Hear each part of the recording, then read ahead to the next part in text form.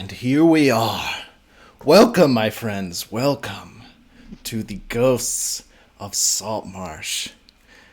I have with me some fine individuals. Some people that I know very, very well and hold dear to me.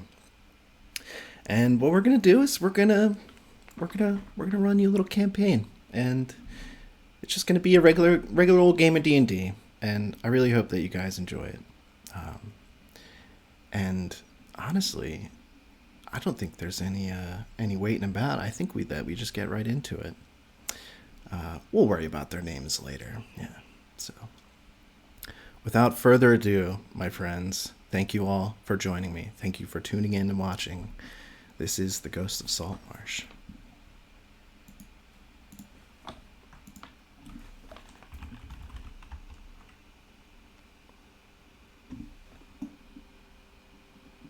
Let's go. Let's go.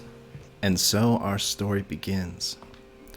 5 extraordinary beings find themselves on the serene azure sea coast. The crash of a wave, the call of a seagull, and the smell of salt water. Saltmarsh is a nondescript fishing village tucked away on the southern coast of the Kingdom of Keoland. For several generations, Keoland was a formidable military power. Its superior cavalry and bold knights pushed the kingdom's borders outward to the north, west, and east. Each successful campaign increased both the crown's power and wealth. Each one, in turn, drew the kingdom's attention farther north. The southern coastal regions of Keoland remained a backwater. The crown's benign neglect allowed piracy and banditry to flourish. Saltmarsh and similar towns kept to fishing, content to maintain a low profile and avoid governmental entanglements. Decades ago, the pirates who prowled on the waters off Saltmarsh grew strong enough to create their own realm, a loose confederacy known as the Hold of the Sea Princes. With the rise of that nation came increased raids on Saltmarsh and its neighbors. The Sea Princes raiding ships pillaged the coasts for more slaves to support their growing realm, and Saltmarsh suffered heavily. The memories of this time loom heavily over the area, and the locals' hatred of the Sea Princes runs deep. In time, Keoland's victories in the north gave way to a string of defeats in which its neighbors pushed the kingdom back to its original boundaries. With the world closing in, King Kimbertos Scotti looked to the south and saw an unchecked banditry and a rising pirate nation. The crown struck peace treaties with its former foes to the north, raised a navy, and dealt with a sharp check to the ambitions of the Sea Princes. King Scotti has decreed that the pirates must be put down, that the sea lanes are secured, and that trade is cultivated. If Keoland cannot prosper as a military force, it must grow mightier as a center of trade. Saltmarsh, remote though it might be from a center of power in Keoland, is entering a new phase of its life as it reacts to the king's plans. The crown's agents want to expand the village's ports and make it a prime location for trade with the world beyond. In another recent development, a band of dwarves, bearing a decree from the king himself, have arrived and begun to excavate the hills and seaside cliffs near town, looking for precious metals. If their work bears fruit as expected, the mine stands to become a major faction in the villages and indeed the entire region's prosperity.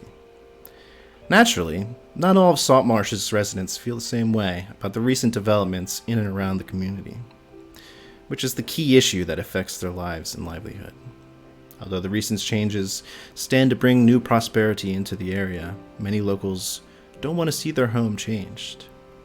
Little do they common simple folk know of Saltmarsh, little do they know just how much their homes would change.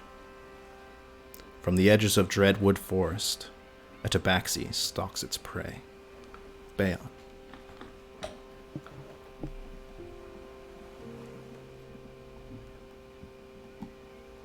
Bayon enters, and if you look close enough at night, the flickering light of the lamps in the streets, storefronts cast a small shadow moving quickly on the walls. As soon as you feel like you've seen it, nothing's there. An uncomfortable feeling of being followed. Again, a shadow moving to the left. Strange feeling to the right. Starting to feel like something is wrong. You check the waist, check your belongings. Finding a bag of coin is missing. Over in the dark corner of the alley.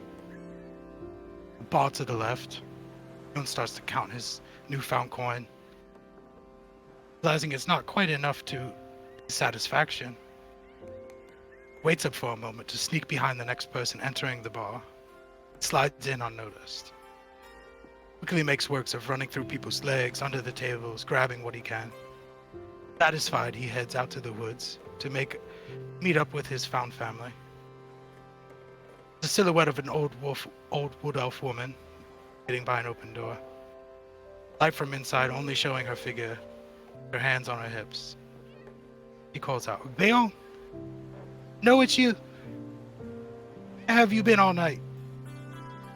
She's well aware of how mischievous he is. Finds herself making up excuses of his thievery. "Swear, I found out you've been stealing from people down in the city again. Don't know how much more I can take of this," says with the sadness in her voice. Owen hands just one bag of coin to her. Says, with his eyes staring to the ground, "This is for you. I promise I've worked for this. Noctis did a great job for me tonight. He's been proud of my work."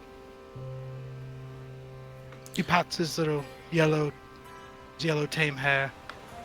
Says, "Oh, She said, knowing he didn't do this work." yeah, and she looks at the bag of gold. She just kind of, Bayon, kind of folds it into her hand. "You know that we elves, we live through many lives. We watch the sun pass over thousands of skies. You know that I grow old under the beating sun. Not even the thick canopies above can shade me. I love you, my little nightcrawler, but I worry for you. These employers of yours, you must be weary of their true intentions. No crimes are victimless, you know. But you've made my last remaining years something to be written about. But it's time that you travel your own path and sail the high seas.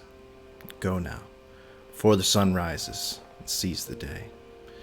And she opens her hand again, and instead of the bag of coin, she holds a very fine, thin silver chain necklace that she puts around your neck. And as she kind of clasps it behind your neck, you see that the necklace has a small, single silver leaf dangling from it. Just good luck, my little nightcrawler. Takes a quick glance at among the many necklaces he's wearing that he has stolen. And he puts it close and he tucks it into his shirt.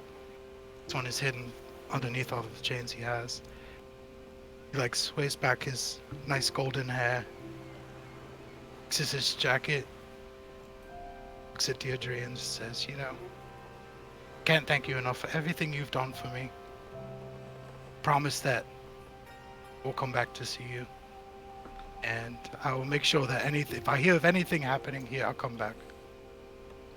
Oh, don't worry about me. You know I will be fine. But yes, please come back someday. Soon enough. Love you. Love you, little nightcrawler. And Bayon, you turn back, looking behind you, the Dreadwood Forest behind you. You spend the next few hours walking back to Saltmarsh. The sun just beginning to peek over the horizon. It's a quick pass through the gates. You know your way into town. And you head down into the docks. Perhaps someone's got a barrel of fish they may have forgotten about. Just outside of Saltmarsh, a traveling band of circus performers starts to pick up their things for the next town, Saltmarsh.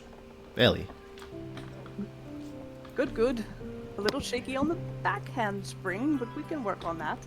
How about you take 5, Ellie, a half moon elf, stands back up and grunts at her stiff, achy muscles as Luca, the owner of the circus troupe, pulls her to a stand, handing her a water skin. Looking around at the clearing where the circus trade stopped to set up camp, Ellie watches her fellow performers tumbling, juggling, and practicing routines while Luca barks orders around. This town promises to have quite a bit of coin, and Luca won't tolerate mediocrity in his show. How many months has it been now? 6? 7? Handing the water skin to her free mage hand, she rubs her hands together to try and relieve some of that aching while pouring the remainder of the water over her head, trying to cool off. The splash of water on her face conjures a sour memory, being dunked in a bucket of seawater for yet another act of defiance.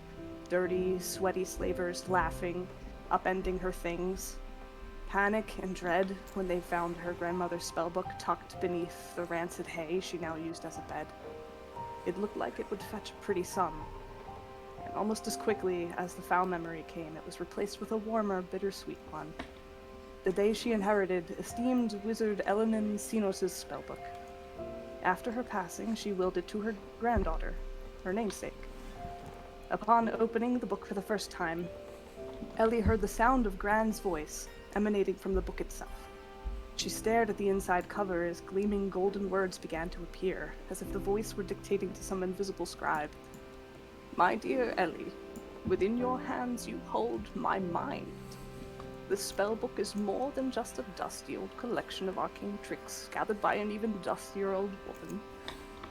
It holds my life's story, my life's work, discoveries, the knowledge and wisdom I gained over centuries of adventures, my triumphs and failures, my doubts and my confidence. It is my most prized material possession, and now I give it to you, my little Arya. A tear slides down Ellie's cheek at the mention of her childhood nickname. But now my adventure has ended. May it serve you well on your own adventures. Look, it's even got your name on it and everything. Ellie laughs in spite of herself, shaking her head at Gran's sense of humor. Ellie, my song, I love you. Be strong, be kind, and above all, may you know joy. I wish you only light in the darkest of places. Hair dripping, eyes watering, and heart pounding with renewed vigor, Ellie looks upward to no one in particular. I will get it back, Gran. I promise. She smirks. After all, we both know you lost your mind ages ago, so wouldn't be the first time, right? And as you look back up from your daydream, or I should say, your fellow performers ready their wagons and pack their horses. It's a long and grueling process as you approach the guards of the city gate to check in all of your colorful tented wagons. Each of you circus performers kind of sitting on the passenger side seat of the wagons, juggling or preparing their acts. You're used to this kind of hold-up, as some of your fellow performers' props, safety factors are questionable without context.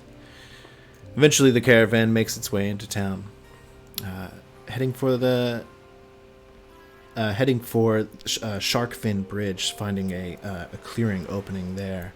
And you look about the town of Saltmarsh and find a curious tabaxi sitting on the edge of the docks, kind of dangling his feet, kind of eating from a bucket of fish. Look out into the sea. Somewhere out at sea, a dwarf crafts his next move. Noctis. From below the decks, he could compose himself for a moment. The wafting mixture of pine and evening salt air always reminded him of home. Home.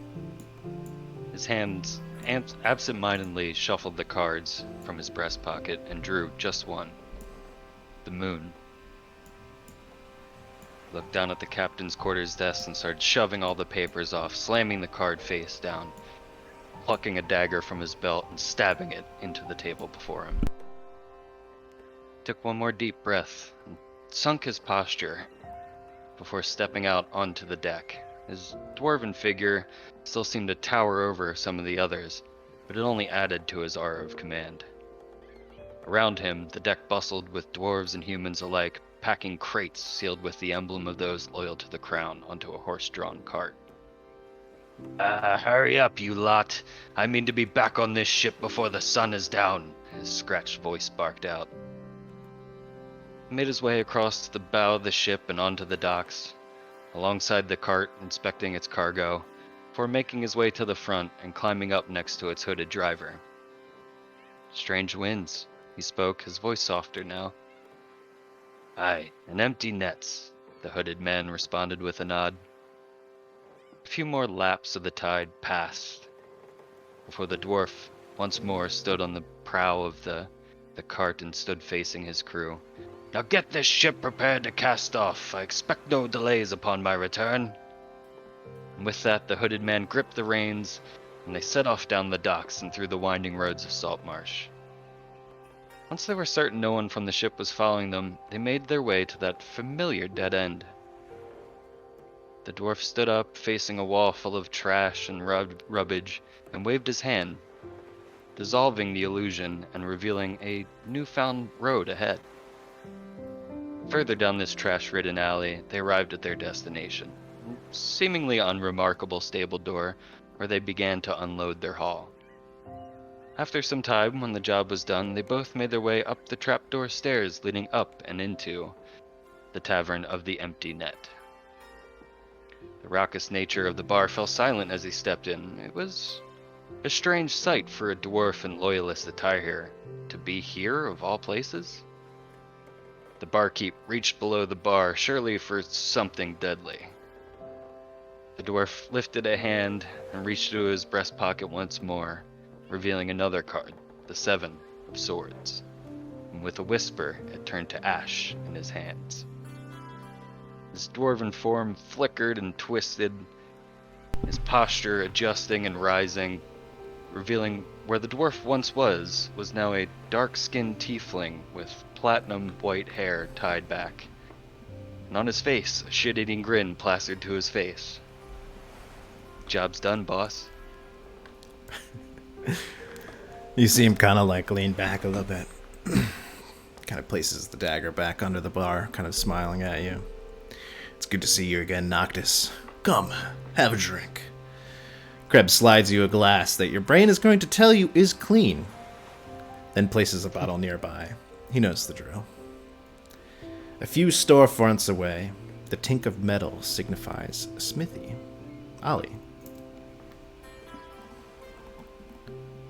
The forge fire flares, empowered by a shovel of hot coals as sparks kind of fly and punctuate the smithy, washing the hard black anvils in a bright orange glow as Ollie lifts her wielding helmet. Ollie stands a bit taller than your average dwarf. She has long, half-white, half-red hair that's been braided in traditional dwarvish plaits. She wears simple clothes, sturdy trousers, and a sand-colored linen shirt that's always covered in soot and ash from the forge. But her appearance is mostly marked by her oversized red coveralls or aprons, which she has secretly reinforced as a personal project. And she carries an elaborate dwarven hammer, which she keeps with her at all times. And as she stands in the smithy, she wipes kind of like a barely clean rag across her face, dragging coal and soot and oil across her forehead. The heat from the forge is hungry today, and every breath is heavy and unproductive. But Ollie knows that you can either move with it, or the forge fire will eat you alive. She reaches into her apron pocket, still wearing her thick blacksmith's gloves, and brings like a half-smoked cigar to her lips, and she bites down, and she just leans a bit into the forge fire to light the cigar, grabbing her spare hammer from her back with her free hand. The movements are smooth and ironed out, kind of like an old broad blade. At the smithy, Ollie is a woman at ease. She is currently working, and she whispers over some plate armor just a little longer now and brings her hammer down. The scratches and dents now banged out. She was just working on kind of reinforcing the metal. It was a task that few of her human compatriots cared to take on, an arduous and unforgiving one, but Ollie never minded mending things, tough things, or even unbeautiful things. Everything is worth effort, because everything is making an effort. Her mentor's words ring in her ears as the hammer falls upon the anvil, the last imperfection of the armor pounded out. She feels the others watching her with suspicion and contempt, and feels lonely for a minute. A dwarvish outsider, a show-off, a little too eager to work, a little too strong, a little too much, a little too different. But here, in the rhythm of the forge, the rest of the complicated, busy world is brought to its needs. Here, there is only the sound of hammers and fire to contend with, and here Ollie would keep a quiet heart and listen carefully for secrets from the glowing belly of the forge. As you work away in the forge, your work is interrupted as Jasker, as the smithy owner's son, rings the lunch bell, signaling time for you to head out and take a little bit of a well-deserved break. You open the door of this dwarven anvil and take a walk towards the docks, finding a refreshing sea breeze. However, Matty. Laughter runs through the streets, through the streets as children continue to play with each other. The horse carts are carrying their supplies through the towns, and the townspeople go about their day, doing an honest day's worth. You can set that down there, Matty. Again, thank you for carrying that to the shop. The simple shop owner says to the young man, smiling back. This is a man who's known for giving a helping hand around the town, always being there when someone's needed, whether that be carrying supplies, fixing a broken cart, or helping his favorite tavern cook some meats or serving drinks. Anytime you need me, you know where to find me. This town is my home, and it's everything to me. I'll do what I can to help. Right at this moment, a crash can be heard coming from the docks. In this moment, a ship can be seen crashing into a rock not far from the shore. Matty immediately recognizes the ship to be Captain Bardock's ship. The Resonance, I guess I don't know if I'm saying that correctly. Sorry. The Renaissance. The Renaissance from the Mariners Guild. Shocked and confused as why the ship is this close, Matty immediately takes off towards the docks. Approaching the dock, Matty spots a few of the local townspeople trying to gather a smaller boat to get it ready to head out towards the ship as it's beginning to sink.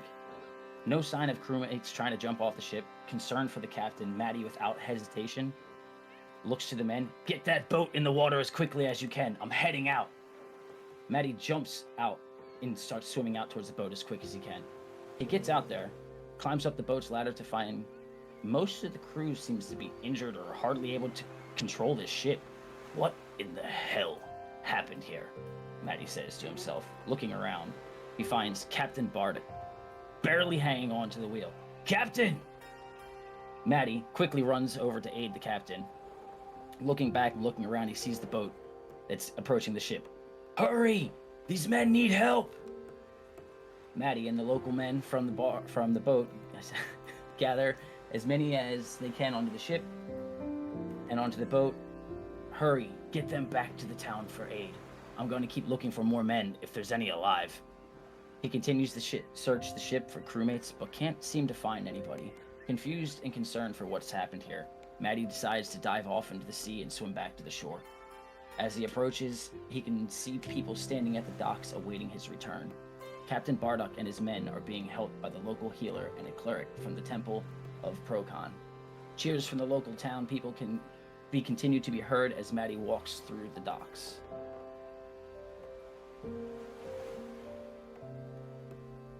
Muted. You're muted. All of you are now gathering around the docks of Saltmarsh, witnessing a ship just a couple feet out of the docks just ram into this rock, and this man just runs out and dives into the water, saving a few of the men, kind of pulling the captain to safety. You can all see what caused this commotion. People begin to eventually clear away. Matty's left with a tall man in a long captain's cloak. He's drenched, and he looks banged up from the situation. A now soaked raven flutters its wings on the captain's shoulder. Man takes off his hat to wring it out some of the water, slaps it back onto his head. I cannot thank you enough, Maddie. Listen, I need you to keep a little bit of a wrap on this. May have gotten myself into this situation. I may have fell asleep at the helm. Okay, maybe we may have crashed. We were sailing through the night. Nasty waters out there. We couldn't stop. Anyway, thank you again. I've got to get these men somewhere dry and figure out that. And he points to the completely destroyed ship. The name Renaissance split in the middle. Picks up the boards with a soft frown. Just kind of throws it back into the pile of rubbish. Heads off with his crew. So, all 5 of you strangers, now gathered here, perhaps by chance, perhaps by fate. What do you do? Bayon kind of cleans his face off with this very fine silk cloth. Cleans his face off from the fish and looks over to Ellie and says, "So this one doesn't know how to drive, right?" I hope no one is injured. Anyone still Yeah, hurt? looks, you see that gigantic man trying to save them? I'm good. There was quite a few hurt ones on there, but I did what I could, and as he's continuing to just shed water off of his clothes that he is wearing right now. Anyway, the name's Matty. Nice to meet you. Welcome to Saltmarsh. Yes, hello. I'm Ellie, and Ellie will give an elegant, graceful bow in greeting. You see, because I failed to share a description of her, you see a half-elf standing before you. She has kind of platinum blonde hair, and it kind of fades into this purplish pink toward the tips. She is dressed in a performer's regalia, so she has a kind of an overcoat, but cropped around the midriff, and kind of trails behind her. It's purple with gold trim. It looks very nice, and she kind of takes a little step back as you're just shedding water and spraying it everywhere. Hey, nice to meet you, Matty. Pleasure's mine, it is, yes. Bayon puts up a paw. Keep his claws away. His claws are retracted. Just to meet you. Hello. From behind Ellie, Noctis steps out. He's like, "Oh, is there a carnival in town?" Why, yes, there is. Dr. Luca's traveling show. We play every night in Saltmarsh. Oh, wonderful! It's been a while since I've seen performers, and Maddie, always the hero of the town. Well done yet again, truly. It's wonderful. Thank you. You've never seen a circus? Well, I mean I have. It's just I haven't seen one around here in a while. It's been a long time since I've seen a good performance. Oh, Bayon, it's so good to see you again. How are you? And he kind of wraps an arm around Bayon, just kind of squeezing him in for a hug. He's sexy. "Oh, I'm good. I'm good, Noctis, but stuck with me. Finally have nowhere else to go." Yeah. You could always hang out at the empty net. They provide good work. Fine with me. I know how to make my way through the night, but it's more about where to rest my head. I've always got a place for you. Just to clarify, you are starting just at the beginning of the day here, just at sunrise. Anybody like some fish? I'm good, thank you. I think I'll go to the tavern and get food instead of raw fish. Thank you. All right. For me. Noctis will take one of the fish and just start scaling it. It's great. Biting into it just like you do. You taught him how to eat some raw fish, and he's down for it. Ollie will kind of take her cigar that she's just been biting on in anxiety as this chaotic scene unfurls, and she'll kind of tap it out on the hammer, And she'll keep a 5 or 6 foot distance from everyone because she's very unsure about what's going on, and just kind of like tuck it back in her apron, and kind of just like give the nod to the group that's forming here. Oh, a blacksmith. Yes, excellent. Hello. And Ellie will repeat the same elegant bow. Like it's a common thing. Always performing. So she will ask, "Hello, I'm Ellie. Might I have a look at your wares?" She's like, well, they kind of sent us home, and she pulls out like one of her dirty rags again and puts it on her face, and there's just like a smear of coal. And she'll also try to like approximate your curtsy, but it's really like clumsy and like weird looking. Oh, thank you. Very kind here. Very polite. When do you open next? Tomorrow morning? I mean, I'll show up tomorrow. I don't really know what's going on. They sent us home. Oh, sorry. Please don't let me stop you. So, as all 5 of you strangers now gather in these docks, you begin to hear some thumping and clattering. You're watching some of the dock workers begin to clear up, and yeah, you hear claws against wood and heavy thump from behind you. Is it? There's an animal in there. You turn around, and to your surprise, you find a large mastiff dog. His long, powerful tail whips about, wafting the stench of wet dog to your nose. You can tell his fur is drenched in seawater, and he looks quite anxious. In his mouth, he gently holds a torn boot. He drops a few inches to his paws and barks through the boot in his mouth. Aenwyn just runs behind her newfound friend, the Ollie. Stands behind him on all fours, just that a little hiss. Did you say he drops the boot and like? No, he does that like play, you know what I mean, like where they drop a few inches on their front paws. That's what he did, and then he let out a bark. Maddie will kind of like back to him, like in like not like a like kind of like, you know, playing back, like, oh, see what he does. Between you and the tabaxi kind of taking stance, he is really amped up now, and he's barking and if you do that, you know, he's kind of like, he'll kind of like put his paws up and then clatter them onto the dock. Drop it. Do you reach for it? As Maddie's I'm doing like this, I'm saying the command, drop it, and see if he drops the boot.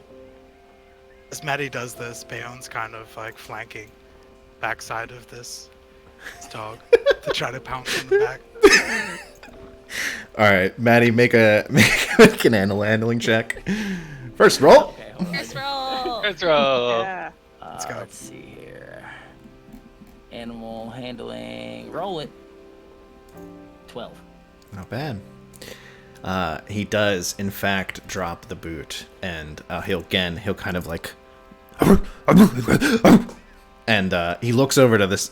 He looks around, sniffs, and he sniffs you out, Bayon, and he looks and he starts to jump around. He sees that you guys are moving, and he jumps about you, and he kind of like jumps into you, Maddie, and with his paws, kind of pushes onto you, and then he kind of like runs away a little bit.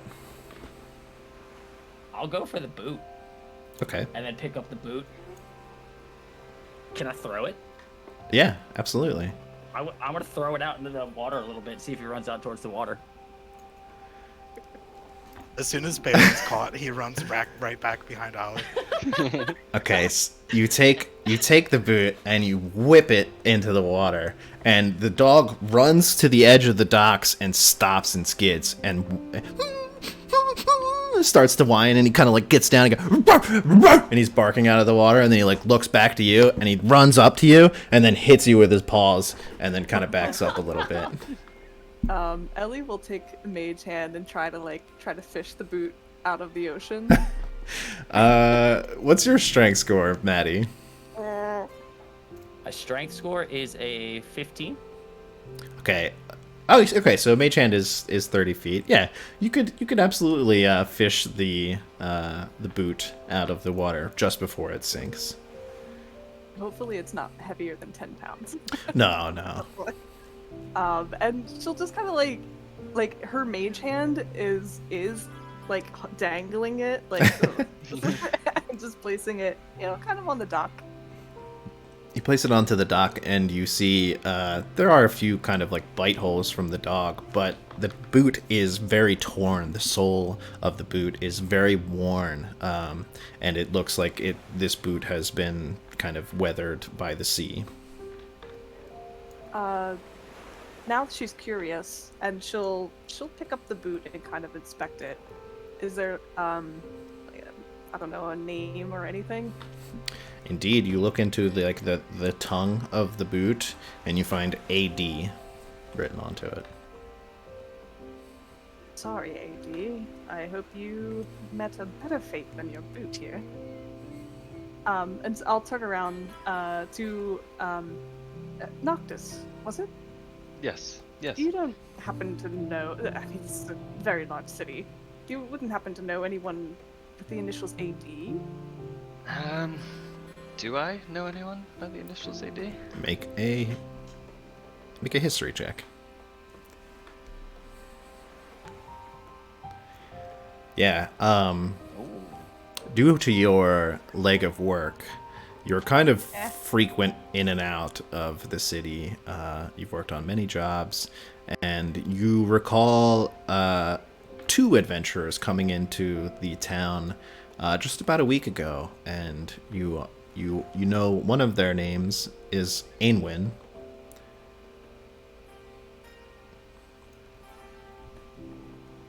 But you never got a last name. Aenwyn? Yeah. A-N-W-Y-N? Aenwyn.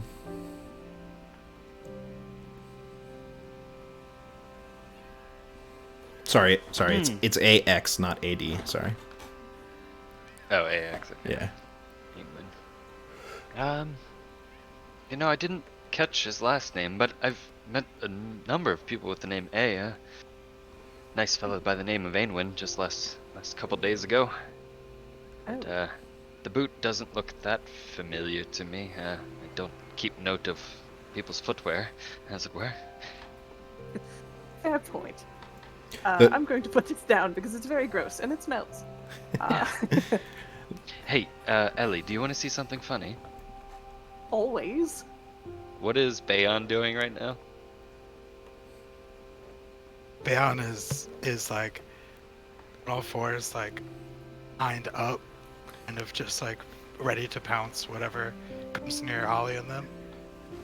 I'm gonna use thaumaturgy to create the sound, mimic the sound of the bark of the dog right behind Bayon.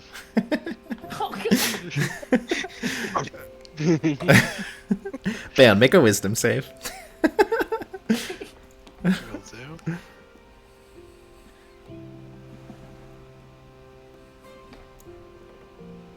You can decide how scared you are with 13.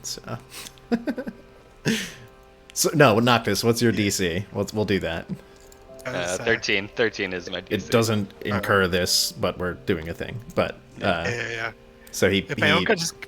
Oh, sorry. yeah, sorry, no, go ahead. Yeah, Bayon just kind of looks over at Noctis, just like, so like a low growl. Just like, I know this trick. However, the dog, upon hearing that, freaks out and runs over to Bayon and kind of like slams into him with his front paws, and then like does a spin and then runs over to the boot and picks up the boot and then starts to kind of like run away from you guys. He stops and then he looks. Perhaps he wants us to follow him? Oh. Yes, I think so, yes. Yeah, Bayon like gets on 2 feet at this point. He's like, all right, okay. Fixes his like suit jacket, like he didn't just get freaked out. Like, all right. Let's do this, friends. See what this needs. No, I was doing a triathlon today, but I'm all about it. I used to it. Look at you. So you take the moment any of you take a few steps forward, the dog kind of jumps around and he looks very excited, and he will kind of start to lead you somewhere. He's always jumping and pawing at your side, always looking up to you and making sure that you're following him. He leads you off the docks. What? That's okay. Give him a few pets as he's doing that. What's up, Woody? Yeah, he looks very excited about this, but he looks very fixated on where he's going. And he kind of leads you off of the docks and onto the sandy beaches of Saltmarsh. Once on the sand, he begins to just full-on run up ahead. And after a little bit of maybe a chase and a brisk walk, he leads you to a kind of a secluded area with a few sparse palm trees. And that's when you finally see it. A mound laying on the beach. It's a body. The dog whines and barks. As you approach, he drops the boot at the foot of this body and then backs away 10 feet, kind of looking quite scared, and he's whining and he's shaking. That's not your friend, is it? I hope, Noctis? No, I didn't know him that well, but I hate the sight of this. It's sad. I don't. And Noctis kind of like turns away. He doesn't really like watching like this sad dog bring his owner's boot or whatever is going on here. Like he's not into witnessing this. This hurts. Bayon does a quick shift and starts to rub, like get on all fours and starts to rub his side of his body to the dog. Sort of like headbutts. Give me an animal handling check. Oh jeez. Super good at this. Yeah, he's pretty shaken, and like anytime you try to get close to him, he will kind of go over to the body and he's gonna kind of like circle around the body and kind of like not protecting it, but he's just sniffing at it, whining it. And Is the body buried or above ground? the body is just laying there. Laying there? Okay. And you can see that it's like this person's jacket is kind of like, you can see that their collar is kind of put up, and you look and you can see drag marks from the ocean with some paw prints next to them. You could assume that the dog kind of drug him over here. Ollie is gonna drop her shield kind of in the sand and like put her hammer down and like hand over heart, say a quick prayer to Jorami, and then she'll turn the body over and see if it's like the person is still breathing or like has a heartbeat kind of thing. You turn the body over, and the eyes are slightly open and starting to white over. You can see a little bit of you can see their skin is very pale, and there's a little bit of kind of like the red purple veins starting to show. You do see, as you turn the body over, this person's hands are bound in manacles, and their feet at their ankles are tied with a rope. Would she be able to tell if this person is like within the bounds of like stabilization from that description, or? Give me a medicine check. While she's doing that, Ellie's going to try her best to take the person's hands out of the manacles. No one deserves this. You see the dog kind of react a little bit, but it seems like he's more worried about kind of letting this situation happen. He kind of like stands up quickly as you kind of reach for it, but then he'll kind of back away again. Maddie's gonna try to like calm the dog and like stick with the dog this time. He's still an important part of this, okay, guys? Gotta keep sure he's all right. Yeah, and he'll give me one final animal handling check at advantage this time. All right. And what was your medicine check, Ollie? It's 14. Sorry, it whispered it. It's okay. I see. Did you do it with advantage control or shift, right? Shift, yeah. With a 14, you would definitely know that this person has been dead for at least a day. So Animal handling, yeah, he's finally gonna sit, and he's gonna kind of sit like on your boot, and he's gonna kind of like lean into you, and kind of like just like look up, and he looks really scared, but he seems like he's calming down now. It's alright, buddy. It's okay. It's alright. Noctis take kind of a peek over his shoulder now that the body's been turned over, and does it look like a familiar face of Aenwyn? It does indeed. You would know that this person also had a second companion with them, but Do I remember the second companion's name? you know that they are brother and sister.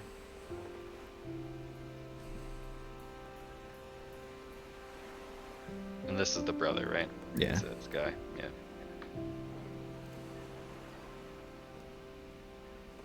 He had... That's him. He had a sister. I don't know if any kind of like looks out to the sea. Don't know if she made it, but... Perhaps it would be best for us to bring him or bury him and let her know if we can find her whereabouts, and perhaps the dog.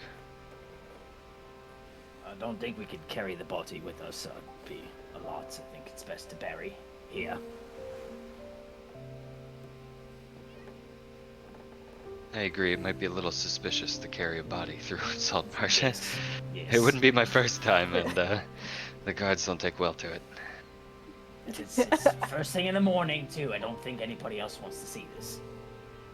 And hearing Noctis say this might wasn't the first time, Ellie's just gonna kind of give him a sideways look, like, okay. I think yes. Should we get officials or something? Should we? Bayon has like his paws like in the sand ready, and he looks over to Noctis. Just like yes. As if he's like seen him do this plenty of times, and he's usually the one to dig. Yeah, like Noctis will give you like a knowing nod. Yeah, you're right, Bayon. It would be best to get him out of the sun before it rises this morning. I'd hate to see this body go worse. And Bayon will get quickly at a little.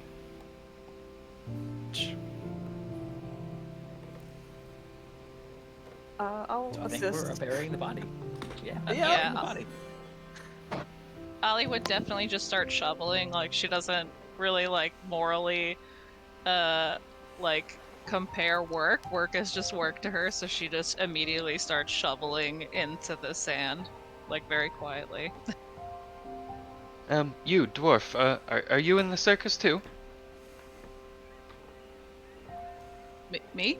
Yeah, are you a dwarf or a human? Sorry, I forgot. No, she's a dwarf. She just Okay, yeah, the yeah. idea of her being in a circus was like funny to her. Yeah. She goes, no, I work at the Dwarven Anvil, the blacksmith. Oh, right. Yeah, never seen you before. No, he starts like hiding his face a little bit. And Bayon's like giving him looks. Insight check. Yeah, You can if you want. You can insight if you want. She probably wouldn't. She would probably just like not like care. Ellie, you immediately get the sense that her mentioning working at the Dwarven Forge upset Noctis a little bit, or made him nervous that he would be recognized for some shit he might have done one time. Ellie will just smirk and say nothing. Now she's really interested in what's going on with this group. Bayon like sheepishly kind of leads into his bag and like hands Ali a tool. He's like, yeah, I think this might be yours. What? You steal from Ellie? Yeah. From me? You gotta give me sleight of hand before you steal. Oh no, this is Oh, like okay. prior, Okay. prior stuff. That's like backstory to Noctis. Okay. Do you mean me, not Ellie? Do you mean Ollie? Oh, sorry. That's gonna happen. Ollie? Gonna happen a few times. Yeah. No, I'm Ellie. That's Ollie. No, I'm No, Ellie. yeah, I can tell. It's like, he's, oh, you know what? I just keep it. It's all right. Maddie's just petting the dog, watching this comical show of this people just talking. I don't understand people sometimes, or why I help them. The dog just kind of looks. Oh God! Don't make that face for a dog. Me too, buddy. I don't get it. I don't know. So, Once sorry. Once a good hole has been dug, like Ellie will ask them to like push the body her way, and she'll also like secretly kind of like cast mending on the clothing, like anywhere that she sees like rips or tears, just to give this person like a little bit of like dignity and respect. And then she'll put like 2 coppers on their eyelids and cover it back up with sand. Go ahead and take an inspiration point for readying the body for Nice. the underworld. Okay. So, you bury this body in the remote area of the Saltmarsh beaches.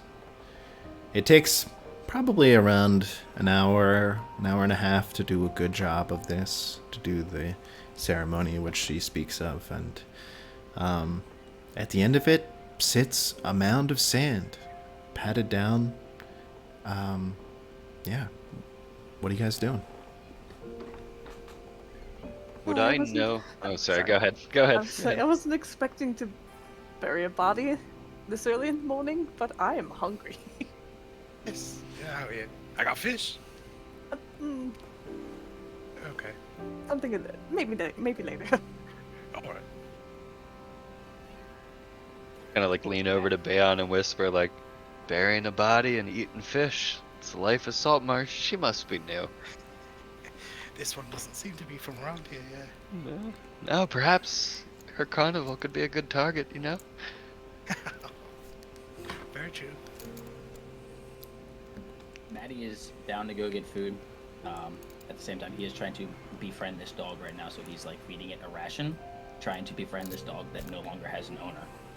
Yeah, I mean, with this 17, when you first had calmed him down, he's pretty much not leaving your side right now, and he's like constantly looking up at you for reassurance, and he seems pretty scared from the situation, and he seems like he's attaching to you. Maddie, maybe he wants to fish. Yes. You can try if you'd like. He'll hand He out a probably fish. will. Hand a fish to the dog.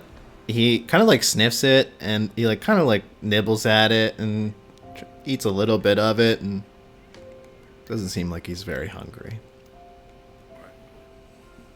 A DM question. Having met Aenwyn and his sister at some point prior, would I know, were they involved in like similar work? Would I might find his sister around the empty net?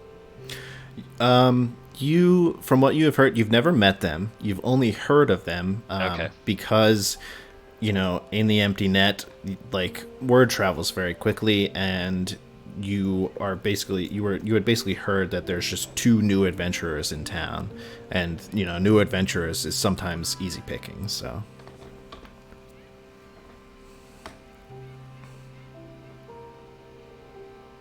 So, sorry. Does our new canine friend, does he have a name? I'm Ellie's asking Maddie.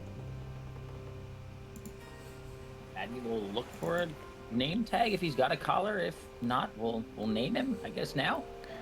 You see that he is wearing a collar, and where there would be some kind of like plate or charm, the little piece has broken off. Oh. It's a boy? Yeah. His name is Skippy. Skippy. You know where that one's from, DM Monkey. Of course. Skippy, all right. Adventure dog. Yes. His name is Skippy. Kind of chunky and smooth. Yes. Nice. Well done. I'm sorry. Hold on, I'm just adding this dog real quick. Okay. Bayon will actually. Oh, sorry. No, you go. No, yeah, Bayon, like, while everything's kind of quieting down, will actually, like, Wally aside. Alia, be sorry. This is yours. Like, hands the tool that says, like, Ollie engraved in the handle of it.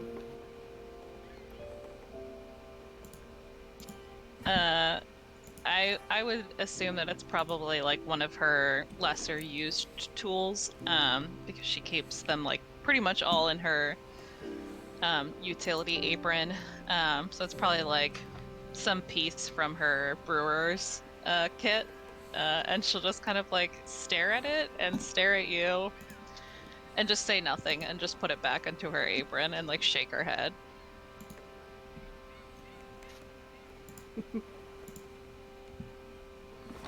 Okay. So, you've now buried a body. What are you doing? Full day, man. Start off quick.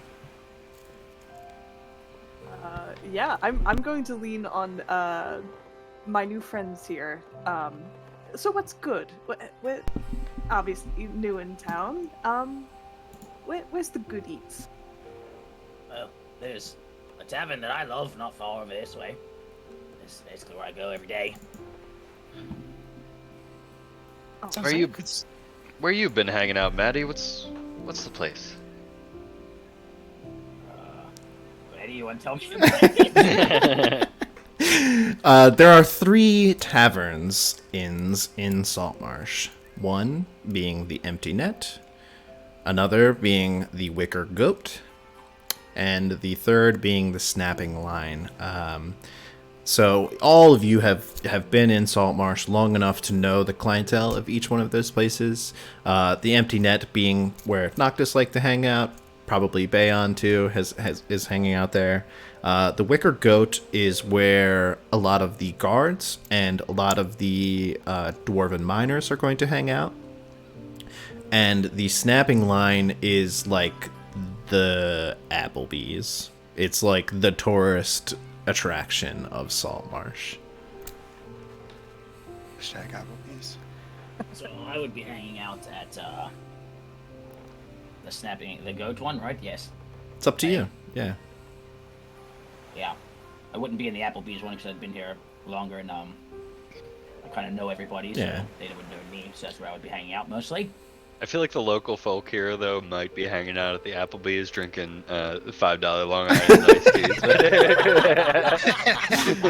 teas. Hey, Ollie's definitely doing half-price apps at 9. I mean, they're pretty good. It's still early. In Noctis, if we go to the Empty Net, they always ask us for something. Honestly, True, they but all have pretty good food, so. like looking at Bayon's thing, I kind of like glance, like do an eye dart towards Ollie. I'm like, yeah, but maybe the snapping goat for today, it's, Yeah, perfect. That place. Snapping Line. You guys want to go to the Applebee's? or snapping line, yeah. Sorry, the whatever, The Wicker whatever, yeah, wicker goat. There you Okay. go. I can mix them both up. It's alright. Oh, yes, you guys will love it. Love it, I tell you. Alright, I so can't wait. you turn back from the buried body for brunch. Walking back to the city, there is a city gate that you know to the southwest, keeping the separation of civilization and wildlife. Like most cities, there is a barracks and a jail for the drunkards making a ruckus, or those with sticky fingers. There are a handful of taverns varying in taste and clientele, like I had said. There are private homes, a tall stone tower visible in the south. There are open markets, a tannery, and what looks like some kind of town hall, city hall. There is a single large bridge that spans the mouth of Kingfisher River that pours out into the Azure Sea. The loud rhythmic tink of metal signifies the blacksmith that Ollie works at and forge. While next to you, in the market, lies a large mansion on the docks. It seems there are a few others like it dotting the city. You hear a mention of guild halls and a temple. There is likely a graveyard attached to that temple, and you had spotted on the out towards the sea. There is a grove. There's a small island with 2 enormous rune stones on the island, and then there is this grove. So, as you turn back and re-enter Saltmarsh, you hear the town begin to wake up.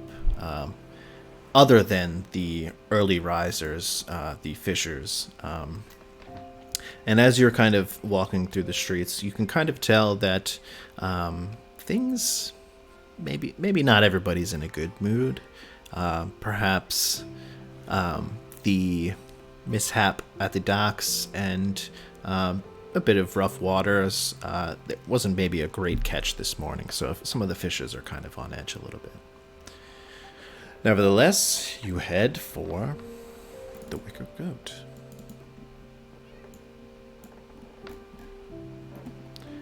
The Wicker Goat is a 2-story building that has sleeping quarters for rent on the upper floor, usually sufficient enough to accommodate the slow stream of travelers making their way through Saltmarsh, on the way to something else, perhaps.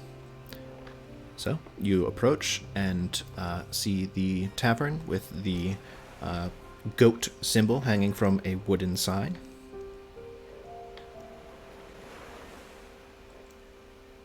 Oh well, shall we? Are we hungry? We go in, get some food? Yes. Well, then, after. I'll lead the way then, or after you, whichever. I'll take the back. That's okay. Don't be shy. It's all right. I'll just go straight to the door. Don't mind if I do.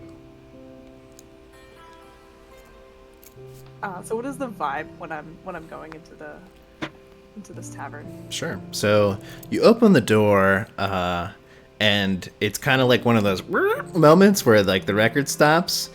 You look into the Wicker Goat and see a collection of guards, mercenaries, and there are a few dwarves. All of the guards and mercenaries, a lot of them have their helmets off. They're kind of like thrown to the ground haphazardly. Many of them are drinking, eating, and there is also a dwarven woman sitting at one of the tables with a large ledger in front of her. She looks like she's working. One of the dwarves will come up and talk to her, and she will kind of like give them a response, and you'll see them kind of walk away. Behind the bar stands a simple, tall, older human man. You gonna come on in? Yeah, come on in. Excellent. I'll just head straight up to the bar. And sit down. Welcome. Good afternoon. What's on the menu today? Yep, hold on. He kind of just grabs, like he's an older man. He's got a small menu. There's some fish and chips. There's kind of like written in some what he tried his best fish tacos. There's also some fresh fruits and plenty of sides. And predictably, there is plenty of ale and wine. Do you have any tea? Tea? Yeah, I think I got some. Just a black. Is that all right? That's excellent. Sure. Hold on. And he will kind of turn around, and he's kind of like fumbling around with this like small little kettle that he's got. He probably doesn't make tea often for the guards, but he'll eventually heat up some water for you and present you with a nice small little saucer with a teacup, hot water, and a tea bag. You see the lemon that he gives you is cut, and it's like not cut straight. It's just like he just kind of cut it and he put it on a plate. Most excellent, thank you. And I'll because I don't know like how much things cost here, I'm gonna give him a silver. Yeah.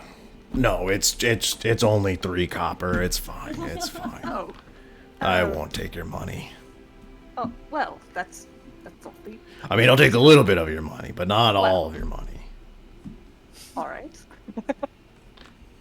She'll give him, I guess, 9 copper.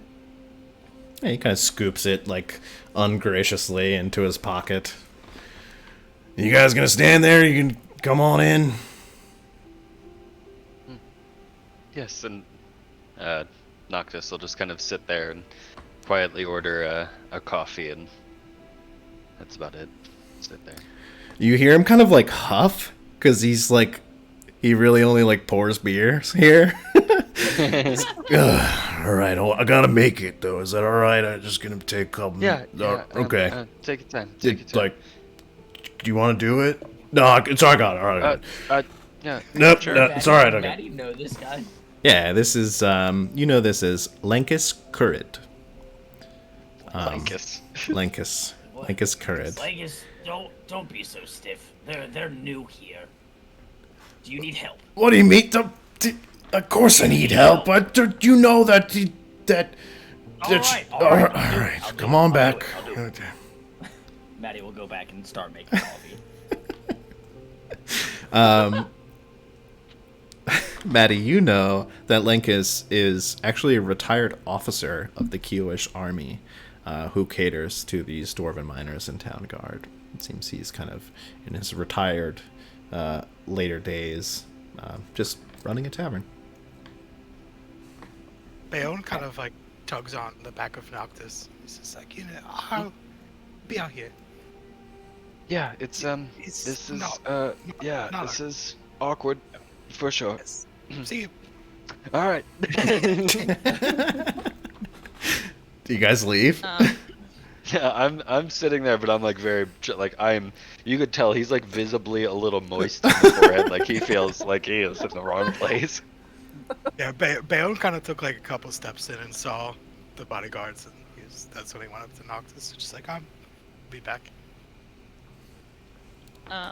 Ollie will kind of like trail behind and take like a very long side glance at this dwarvish woman with a ledger and then head up to the bar next to Ellie. Are you trying to get her attention? I just want to like check it out, like see what's the deal. Yeah, you can't read the book from where you are, but yeah, she looks like she's working, and like, you know, like she's like working on her lunch kind of thing.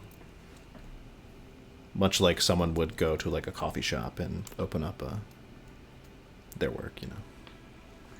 What you mentioned that like people were going up to her. What kind of people were they? Dwarves, and the dwarves that are walking up to her either carry a pickaxe on them or they've got soot on their faces. I would assume Sorry, go ahead. they're like miners or something. I would assume. Yeah, you could assume. I'll just go and sit next to Ellie. Okay.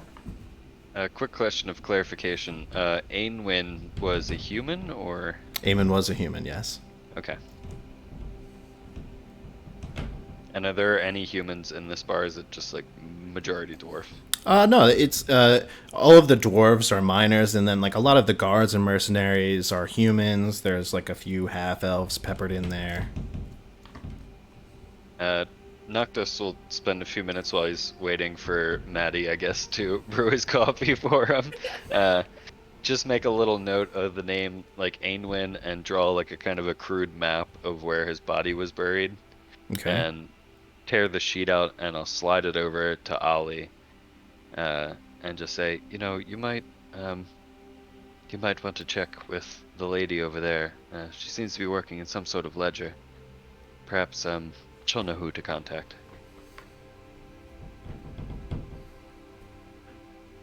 You want me to give her the map? If you want. It's simply this isn't my normal crowd per se. I'd like to be a little more invisible, but if you feel inclined, perhaps that nice young lady over there could locate his sister. Ollie will order 2 ales, and take like whenever she'll take both of them over to the woman. Okay. So you approach with these 2 ales. Yeah, Lankus will quickly fill you 2 ales. Seems he's happy to do so, and it will cost you 8 coppers for the 2 ales, and you head over. The dwarven woman does not look up as you approach. Seems she is still working.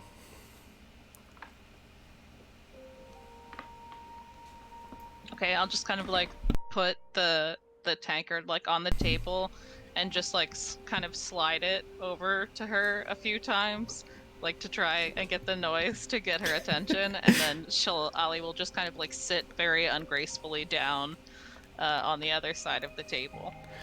Yeah, she's kind of like reading, and then she like looks up and like sees the beer and like double takes onto the ale, and then looks at you, and she like finishes writing what she has, puts the pen down, kind of like pushes glasses up onto her nose. Can I help you? I just find myself with a strange day off, and I was looking for a bit of work, and it looks like you seem to be the person to ask for that. Oh, yes, of course. There's always work at the mine. You know this, but maybe you don't. There's always work at the mine. Are you a miner? I thought you had a... Don't you... I'm a blacksmith. I have the day off, and I don't have anything to do. Actually, I heard about you from a friend of mine, a human friend, if you can believe it. Human? Lots of humans here in Saltmarsh, sure. Who? Do you know an Aenwyn? And she kind of like taps the quill feather on her lip. Oh, it doesn't ring a bell, no.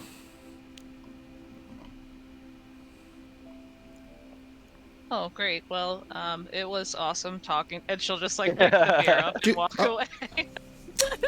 Okay, have a good. And she like, she like kind of scoffs and gets back to her work.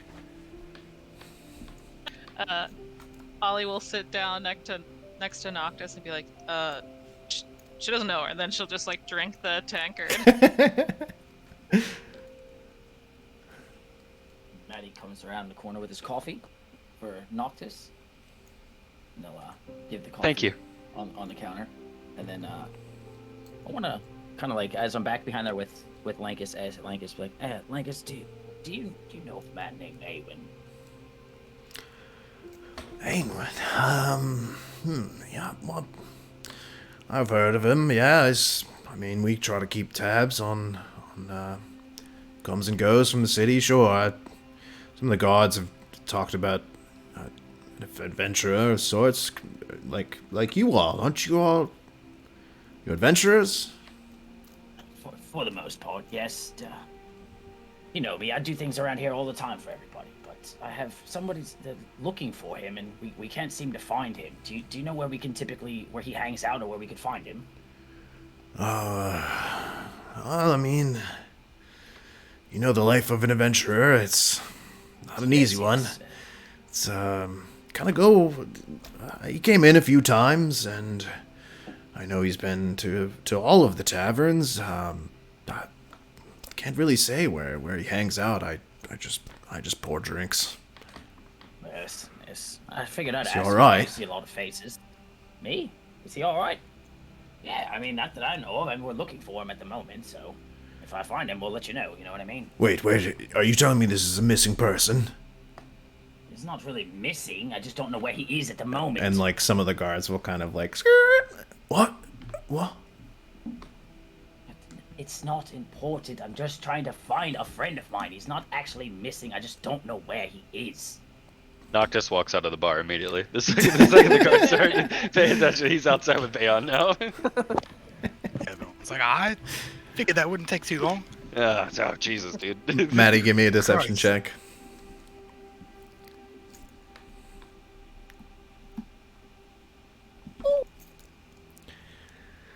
Yeah, like I said, I really just pour drinks here. I don't keep accounts on everybody that walks into Saltmarsh, alright? So, I just do you need... don't know if you've seen him lately. well, What? yeah, I'll tell you what. You two. Keep an eye out for those two adventures. You know them. Keep an eye out. And tell these guys. They're looking for them. And a few of the guards will nod their head. Appreciate that, guys. Thank you. Yeah, sure, Maddie. But you know, adventurers, they come and go. You never know where they're at, so figured I'd ask. Yeah. Hopefully they're not dead. Yes, right. Some of the guards all... Anyway, are you good here, man? Are you good now? Yeah, well, hopefully nobody orders any to go. Yeah, I'm good. Alright, man. We're gonna get out of here. Have a good one. Okay. So, you all exit the Wicker Goat back onto the streets of Saltmarsh. It's probably around 11 at this point. Well, That almost went south, didn't it? uh, so did he know your friend? Asking Maddie. He knows of him. He's seen him around. He's an adventurer like us, or was an adventurer like us, but he's been to all the taverns, in and out, but doesn't really know where else he hangs out besides just going to the tavern, so, but maybe we'll have better luck over at Noctix and Bayon's tavern. A little bit more low-key, be a little bit more open there. I could see Greb Shanka knowing a little bit about him, possibly if he was into some smuggling, or since he shouldn't be doing things, you know. He's always good for information. You're right. Just before we go, and I'll look over at Ollie. Does Ollie have anything that, like, any kind of signify that, like, they are part of the loyalists, or, you know, any type of brands or pins or anything like that?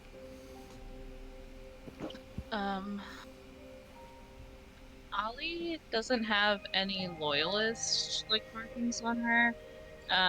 Most of like she wears like very plain clothing. So like the only thing that would have like a mark on it would be probably her hammer.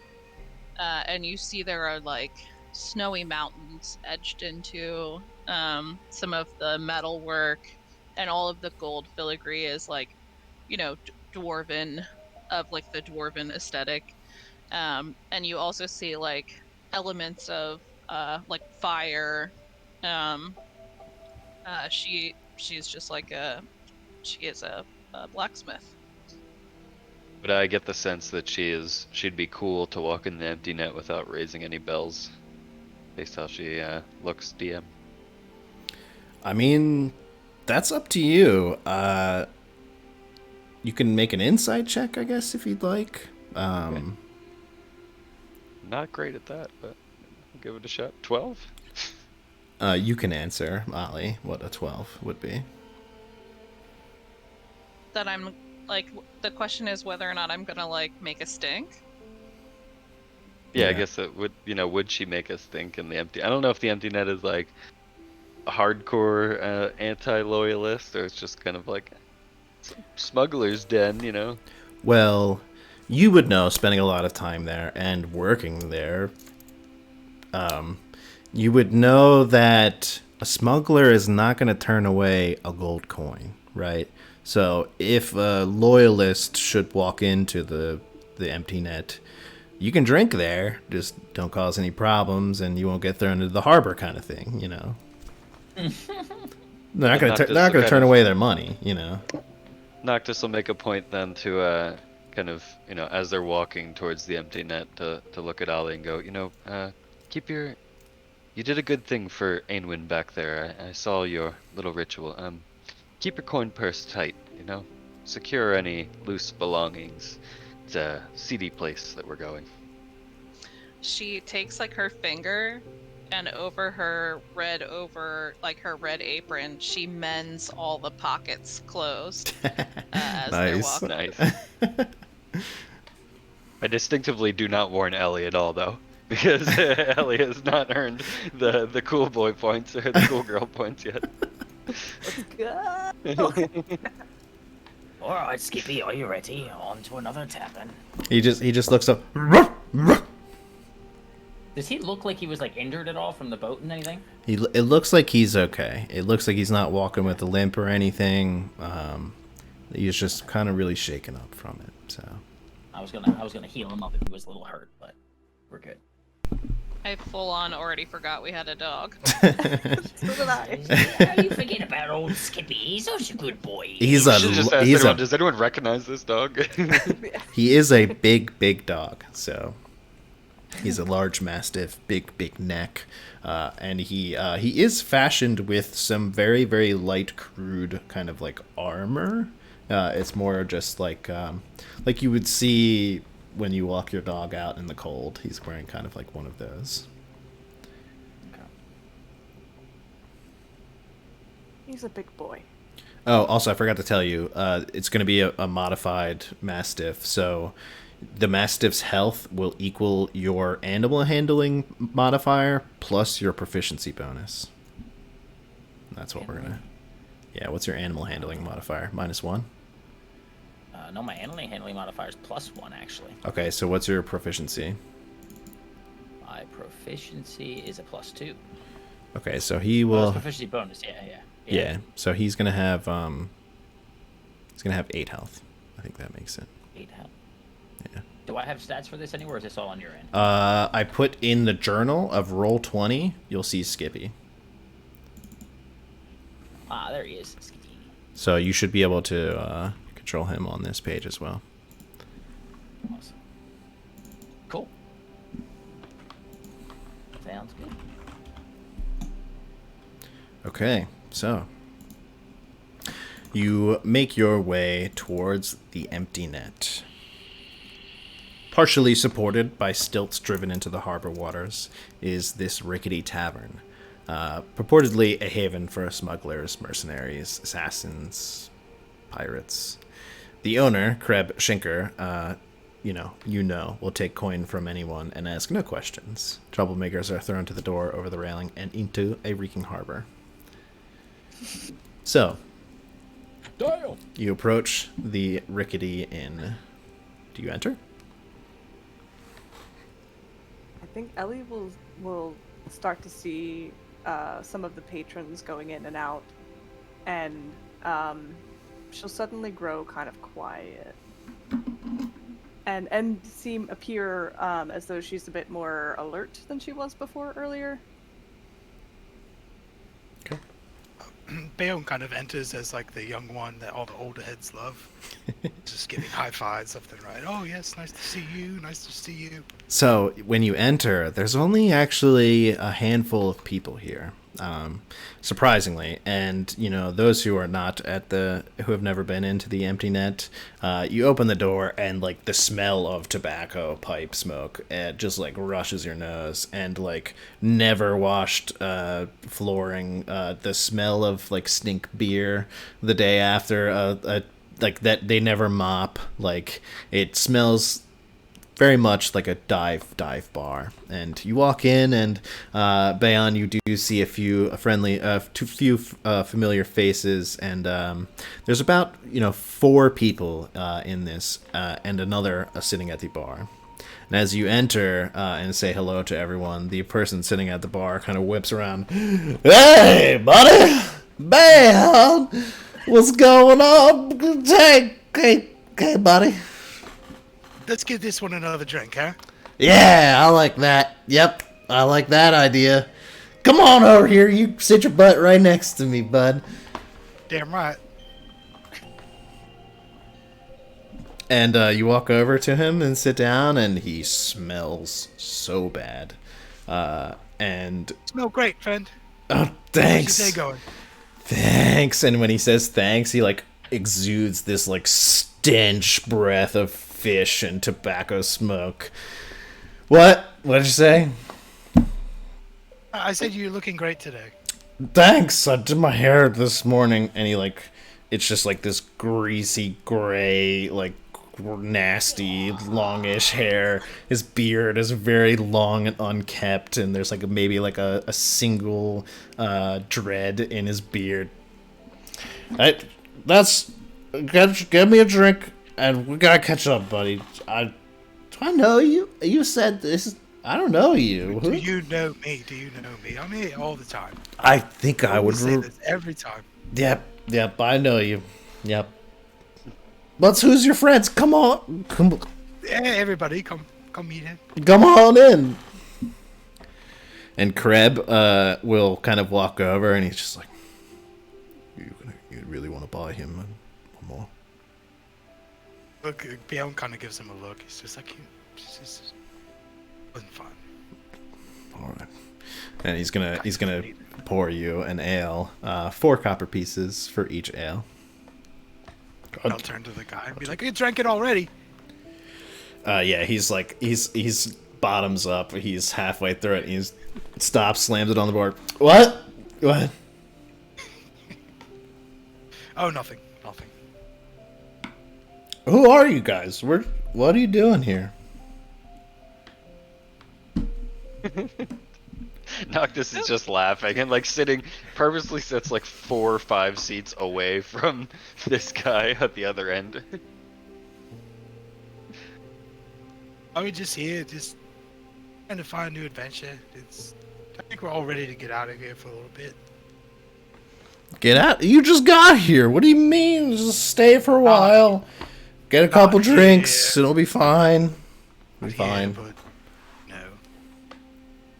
Cereal here. We all right now. You know what? It's been good talking to you. Wait, hold on. Are you leaving? I'm just going over to my friends. Okay, I'll be here. Can I get another one of those? You've got it. Thanks. Ollie's gonna like head up to Noctis since this seems to be like kind of his place, and he seems to be a bit of a talker. And she'll like, even though she doesn't really know him that well, she's gonna put like her hand on his shoulder and just give it a little squeeze and say, "You're up, bud," and she'll give him guidance. Nice. Feeling invigorated with a strange confidence he is not quite familiar with for a second. Hey, Kreb, anyone, does anyone recognize this dog by any chance? The drunk guy immediately interrupts anybody that's about to talk. Oh, I've seen it before. That's a good dog right there. Yeah, I've seen him. He's a very good dog, he is. Yeah, he's a good boy. And he like stumbles over to the dog and like tries to grab his face, and the dog take it easy. He's a little sore. He's had quite a few himself. So, let's not touch the dog right now. You mean that dog can drink beer? Something like that.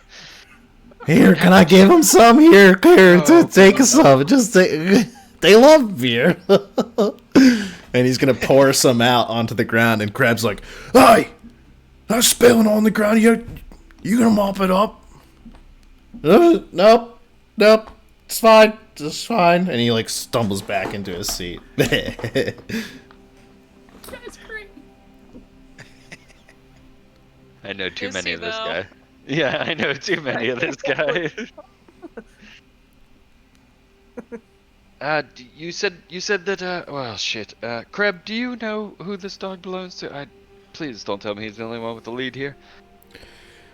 Yeah. I mean, I've seen him. But I've seen the dog around. He was trying to eat out of my garbage last night, and I gave him a few pieces of meat. It's fine. And yeah, I've seen him. He's with those 2 adventurers that came in, right? Yeah. Do you know them? I think someone here told me his name was Aenwyn, but the poor bloke washed up on shore this morning. I was trying to find his sister, you know. And you say that, and the drunk guy's like, what? He washed up on this morning? What? Dead. What is this guy? Do I know this drunk guy's name at this point? Like, You've seen him here a few nights. You know his name is Bo Vlados. Bo. Every night you go to sleep, wake up, it's the same thing. You forget where you live. It's Saltmarsh. People wash up on shore all the time. You sure about that? You know what you know, I don't think that's the case. Not a little bit. And you know what? No. I think it You know has. this one. What? You know this one. Do I know what? This Therian guy we're talking about. You know him. Oh, I don't know. I don't know anything, man. But you know what I do know is I think that body washed up shore has got to be the abandoned house. I know it. Abandoned house. What is this? Didn't you see the abandoned house up on the cliff? Don't you open your eyes when you look? No. I mean, I'm usually helping somebody, so. Wait, you're saying this guy off from a ship? No, that abandoned house. That abandoned house is haunted. That abandoned house is haunted, and I know it's real. And no, I know it's haunted. And I bet you that person went up there, and now they're dead. Have you ever been there? Oh yeah, and he like spins around, grabs his beer. Have I ever been there? Let me tell you something. And he's breathing just like this terrible, terrible smell at you. I've been there, yeah. I walked right into the back door of that place, and I saw a vampire and a swarm of rats come out of the basement. I bet you it was the vampire. Do you want to go again? Wait, what? Go where? That's what I thought. All right. Anyway, chaps. Wait. I wanna go. I'll show you. I'll show you the way. I'll take you there. All right. We'll meet you outside in 5 minutes. Okay. Listen. I'll take you there for 5 gold. The abandoned house that only those who open their eyes can see. Yeah, that's what I'm saying. There's a path. It's very particular. You got to take the 5 gold. You got to give me 5 gold, and yeah, yep. Right. I have a question. Sure. Is this guy as drunk as he's acting? Make an insight check. Is it insight? Yeah.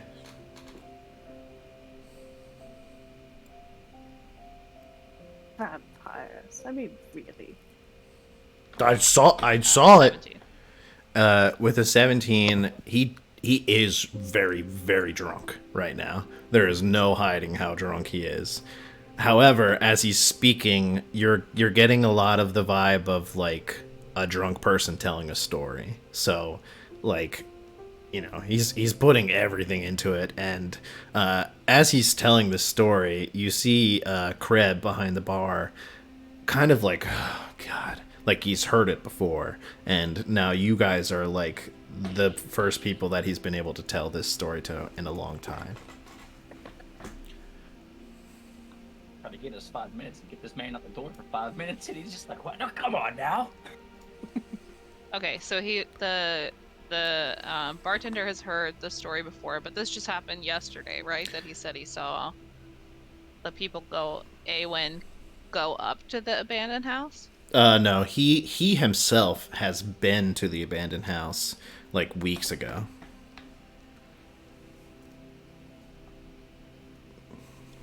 I don't know if I trust Bo. Bayon, he's more of your friend, right, Bayon? I don't understand how a abandoned house on the cliff resulted in a body washing up in the ocean, but you know that's just Bo. Because it's haunted, and they probably went up there, and the vampire probably bit him and drank his blood. Are you also familiar with the tale of Easter Bip, Bo? Have you ever been to Easter Bip? Easter what now? Yeah, Easter Bip. You've never heard the tale of Easter Bip? You should go find it. Oh. Can you take me there? Yeah, just go out and go out into the road, go left from the door, and keep going left. Wait, no, that's not direction of the abandoned house. Do you guys want me to take you there or not? Do you want another drink? Sure, of course I don't want do a that. drink. Oh, Lord. Come with me. Maddie will pull him away from the group so the group can like try to talk and take him to the bar. Wait, and he like you grab his shirt. He's like, wait, you're a wizard, right? And he points to Ellie. I don't know. Sorry, do you not like carry a? Oh, sorry. I guess you I wouldn't be do. able to assume that you're a wizard. Actually, he kind of like as you're pulling, he's like, wait. There's more. Listen, the abandoned house is there's knowledge unlimited. They say that an alchemist lived there one day, and probably he turned into a vampire. And you know, when he was living there, he has a large collection of books that you could probably steal from there. And there's a hidden hoard. There's a hidden hoard. I'm telling you, I could show you the way. Just 5 gold, and I'll take you there right now. Sounds like a story that a couple of new adventurers would buy, right? Or be interested in. What? Yeah. And he kind of like looks around with this stupid grin. Either way, what else do we have going on today? The house sounds kind of fun. Is there a performance scheduled for tonight? At the empty net? No. No. I don't think this is performing. Oh, sorry. I'm asking. Yeah, I'm sorry. Sorry. Is there a performance scheduled tonight? For the carnival or at another tavern? Yeah. The carnival will take about 2 days for them to fully set up. Okay. Well, I'm on leave. Could be interesting. For 5 gold, you said? Yep. You guys want to go see this? Question for the DM. Sure. This abandoned house is in Saltmarsh, right? Mm-hmm. It's. Would He says that Maddie it's. know how to get there from living here? He says that it's outside of Saltmarsh. Okay, so And I will say, all of you have seen the abandoned house, like, at some point, Bayon, through traveling to Saltmarsh, both Ellie, anybody has... A lot of people know about this abandoned house. You have heard of it, and you know that it's, like, an hour away. Honestly, we could probably just get there ourselves, guys. No. I'm telling you, there's a way that you gotta go around, and there's the back door. That's the best way. Did you know you get the back door? That's the best way. Leon kind of like pulls Noctis aside from the guy so he can't hear them. He whispers, he's like, you know this one. Me a lot of gold, this one. Very stupid. But does know what things are. And we can just kind of use him. Yeah, it's, do you want to try that thing we did with Bo the last time he gave us some information? And he's gonna reach, into, his pocket and, use minor illusion to create the illusion of 5 gold pieces. Exactly. Bo, and can I see, does Bo, like, have his pouch strapped to him? Like, what I'm trying to do is put the illusion into his pouch Sure. without him, like, touching it at any point. Yeah, he's got a small coin pouch on his hip. He's not wearing much else. He's wearing simpler, commoner clothes. Bo, and he'll shake the illusion of 5 gold. Open up that pouch for me. You're a fine gentleman, and he's gonna try to, if Bo opens his pouch, just drop the illusion into it. All right, give me a deception check at advantage. Ooh. Oh shit! Yeah, he's like, oh, come on, put her there, buddy. Come on. It's just. Well, it doesn't even move. He just puts his hand into it and then apparates the minor illusion. He closes his little pouch with a stupid grin, gives it a couple pats. All right, follow me, guys. He like stumbles off of the chair, and he like what? Turns around, grabs his ale. I'll bring it back, I swear. And Krebs like, no, all my fucking mugs are gone because you keep Oh, it's fine. It's okay. I can't hear you. Bye. And he walks out the door with his full ale. He just kind of like stands there in the street, kind of swaying. Come on.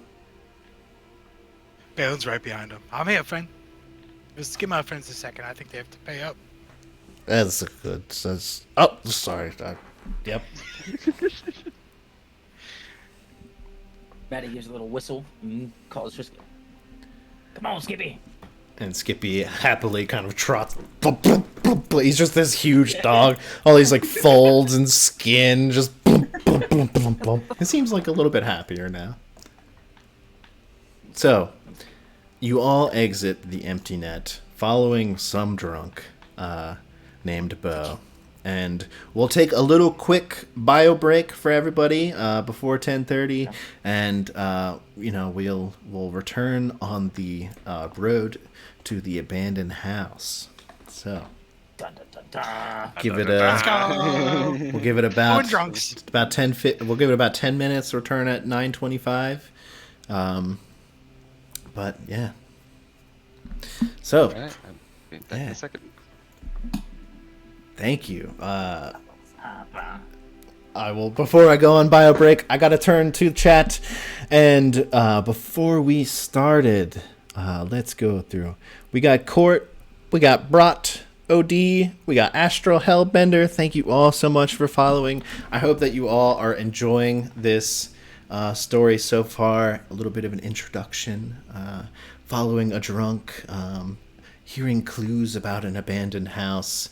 And finally, Jim Rat, thank you for hosting with we'll take a little quick break and we'll get back at 9:25. So see you guys soon.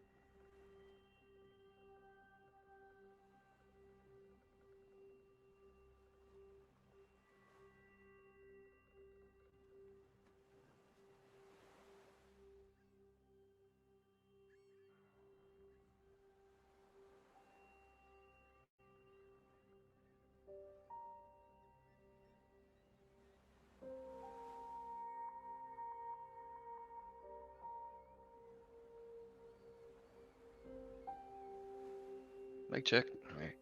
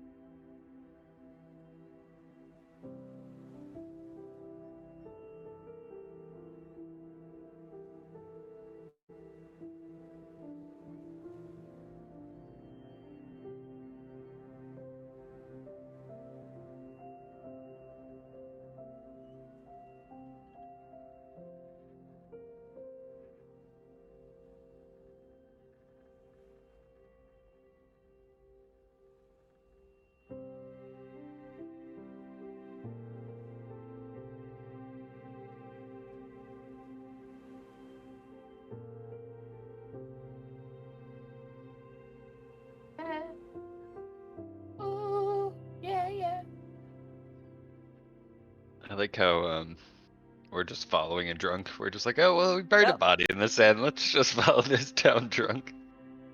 I guess that kind of Dude, proves. I tried to get him outside. I tried to like, yo, go outside, man. Leave us alone. I tried to get him to the bar. Like, come on, dude, come with me. Leave my friends alone. I guess that kind of proves that we're adventurers because I'm like, this doesn't seem weird. Oh yeah, it's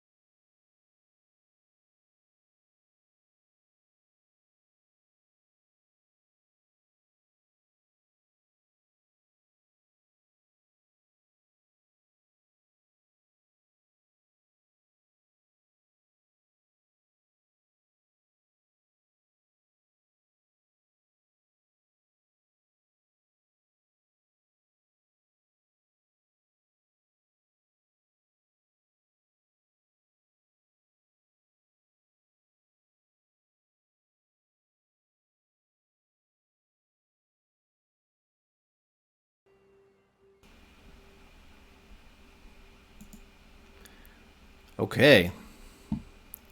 And we are back, friends, returning to the Ghosts of Saltmarsh. Our adventurers just meeting up and banding together, finding a canine friend on the way, burying a dead body? Searching around the town, they found a few whispers of an abandoned house. They've now found a drunk who promises to escort them to this abandoned house for a few gold pieces. So, you all exit the empty net and join your drunken escort towards the gate, the city gate of Saltmarsh. And as you all approach, you see him kind of like tuck the huge tanker into his shirt, and he's kind of just walking along. And as you approach, you know there's really only 2 or 3 guards here. They're all sitting down in chairs, kind of relaxing in the afternoon sun. As you all approach, they all just kind of take note of each one of you, and as soon as they see Bo, they just kind of like raise their eyebrows and kind of give a shake of their head. But it's a quick pass, again, through the city gates. The drunk Bo informs you that it was only 4 miles up the coast of Saltmarsh. So, as you begin to head out, what is your marching order, and what are people doing as you are traveling with this escort? Ellie will keep close to the party and just kind of keep her eyes about for anything strange, but also somewhat amused to see how this plays out. Okay. Go ahead and make a perception check, Ellie. Sorry, go ahead, man. Takes the front with just to kind of keep a little bit of separation from the party. Okay. Maddie and Skippy will be in the back, guarding the rear of the group. Okay.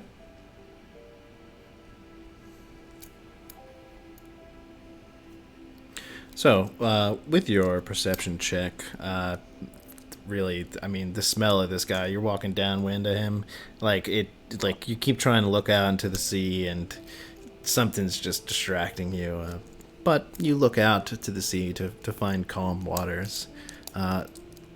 Anybody else doing anything? I'll hang with Ellie, and I would probably kind of take stock of her weaponry, and I'll kind of just ask her very nonchalantly about the things that she carries. Oh, yes. Well, and as you can see, I do have a scabbard at my waist that holds a thin sword. And she carries it as though she knows how to use it. But there's kind of a slight lack of confidence there. But she will try to hide that. I carry a blade. And actually, that's kind of why I was looking at your store. Ollie will kind of weigh it in her hand for balance, and as soon as it's perfectly balanced, she'll kind of toss it in the air, and she will give it the blessing of the forge, catch it, and hand it back to Ellie. That was fantastic. That was you have to teach me how to do that. And until the end of our next long rest, or if I die, you have a +1 to your attack and damage for the scabbard. Excellent. And for the meanwhile, Noctis will just hang back closer to Maddie this time, just in the back of the group. He is familiar with Bo's stench, so is keeping as much of a distance as he can from him, and just kind of curiously, but not in any weird way, observing the two people he doesn't know, being Ellie and Ollie. Just keeping an eye on them and seeing what they're doing with some amusement. You notice these two are new too, huh? Well, the dwarf looks a little bit familiar. I've never seen the Carnival Traveler though, and I'm very curious to see their show. It's I've seen some great ones in a past life, but I'd like to see another great show again. Oh yes, carnivals are always fun. Always, yes. Dwarven, her, she looks like she's been here for a while. She's always got the dirt on her face. She looks like she's handy, But carnival girl, yes, not too familiar with this one. I feel quite awkward. I think me and Bayon may have robbed some of her supplies once upon a time. But, she seems good people. She really treated that body with great respect, so... Not all loyalists are bad, though. No. I mean, as you see, I get along with everybody here, so, not everybody's bad. You just gotta give them a chance. Open minds, open hearts. You're always the good neutral balance of the world, Maddie. I appreciate that. Got to give everybody a chance, see the good in everybody. Just kind of pat Maddie on the back. Thank you. The road to the house winds through the rocky coastal terrain, often offering a view of the sea below. Low clouds press upon you, and occasional patches of sunlight appear out over the water. A stiff wind blows in off the waves, carrying a briny stink of churning seawater. Just after about an hour or so of traveling, you end up making it to this abandoned house. The decrepit house sits on the highest ground in the area. Around it, a stone wall has crumbled in many places, exposing the interior grounds. An ornate metal gate lies open at the end of the road, swaying slightly in the wind. Wild flora grows throughout the inner yard, but all the years cannot hide in the evidence of a well-tended garden that once sat here. Near the house, the rotted wooden roof of a water well rises out of the tall grass.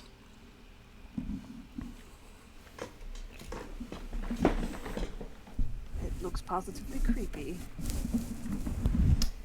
Yeah, I think haunted for sure. I've seen this plenty of times. He's always told me to steer away from this place. So he Positive. said go out on But- adventures. sorry. And... Sorry, go ahead. Yeah, good. Okay, Eddie. Yeah, all you. Sorry. No, you're good. I was just filling time. Positively creepy indeed. And this is where I go back to my stool. Thanks for the gold. And he pours the rest of the foam out onto the ground and chucks the tankard into the water. Oh, jeez. God damn it, Bo. Oh, Bo, if you could, as quiet as you can be. What? Oh. Why don't I help? Why don't I help you? You want? Nope, I'm fine. This is where I leave. I'll see you guys later. Bye. Bye, Bo. Bye. Farewell. See you soon, Bo. He's And he's okay just- to go back home on his own, right? No, Don't worry. no, No? but Okay. hopefully he becomes lost because he's wretched. Oh, he always finds his way back to that bar. Don't worry. Good. Were you all planning to go into the creepy little house? Well, we've made it all We're here the now, way. right? Love to see what's inside Noctis. I would Know there's treasure in there. and you'll watch his eyes kind of dart between Ollie and Maddie just to see like who looks bigger and tougher as far as who's gonna protect him as we walk in here. So, you're approaching the front door of this place, right? Yeah, Are we already? I think so. Okay. Does it sound like anyone, like, I mean, it says everyone calls it abandoned, but, like, does it seem abandoned currently? Yes, go ahead and make a perception check. Can while she's doing this, can I also try to do like a wide perimeter, like halfway, to see how large the space actually might be? Sure. Are you trying to do so stealthily? Yeah, for sure. All right, go ahead and make a stealth check. Stealth check. Ellie, Yeah. you stop and take a look and try to listen for any signs of life to make sure that it actually is abandoned. The exterior of the house looks very weathered by the sea, unkept, left to the turns of time. And you look around, keep an ear out, but you can't hear anything but the drunken whistling and singing of Bo kind of trailing away. Bayon, you kind of circle around the house a little bit. There's not a ton of room, but you kind of want to scope how big the house is. Yeah, essentially just kind of do like a half circle. Okay. See, you know what I mean? Like what kind of doors and stuff we're looking at. Okay. The house is about 80 feet long, by 120 feet wide. It's kind of in this like T shape. So at the front of the door, there's the front door, and then are you flanking left or right side of the house? To the right. Okay. You guys are all going to stand there, and he's going to flank and Rogue Scout? Is anyone joining Yeah, him, basically? I trust Bayon to do his scouting. Noctis is kind of tucked behind some rubble. He's already scared of this place. Okay. So, You circle around the right side of the house, and you do see the well that is in kind of like the back right yard of this. Yeah, it's there's a lot of overgrown grass, and this well's kind of sitting in the yard there. Let me check one thing. There is a door on the east side of this building. On the right side of this building. Yeah. Which I would have already passed. Yeah. Well, you're kind of standing right there, about Standing in it, 30 okay. feet away from both the door and the well, just in the yard. Okay. I will make my way back. Reconnaissance. Okay. Give me another stealth check.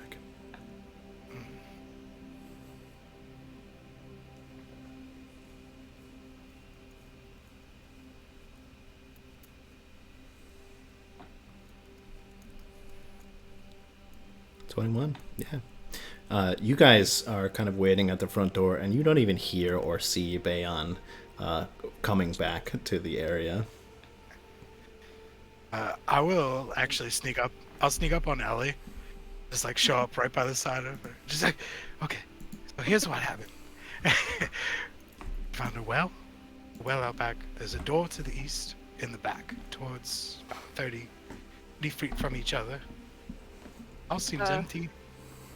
I was like, okay. After Sorry. possibly letting out a rather embarrassing. I swear you'll get used to it soon enough. I'm sorry.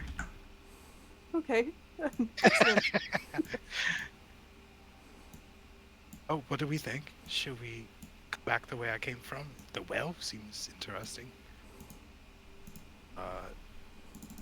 Inside, it seems like nothing, but Did you see anything at the down the well, like an entrance or something? to be honest, a little scared to do that on my own. Yeah. I'd take a friend if one friend wants to come and check it out, but I think if we make it back to the way I came from, go around, it's an entrance we can get in. It's not the main door, so it's always good. Or we can check out the well. I mean, for what it was worth, Bo did say that you should always use the back door. How much I trust his opinion on much of anything, I'm not sure of, but It's usually what I use. So, or an open window. The idea of scaling a gross slimy well is not very appetizing. So I agree. Let's go to the back entrance. Right. Ollie, Matty, is that alright with you guys? Yeah, let's go for it. I'll follow the gang. I'm just here to help. I'll lead the group back.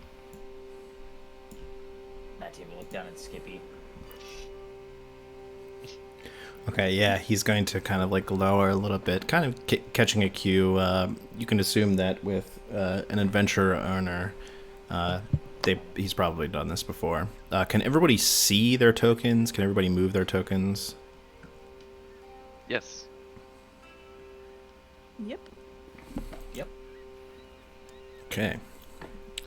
So, Bayon, you know that the door is here and that the well is here.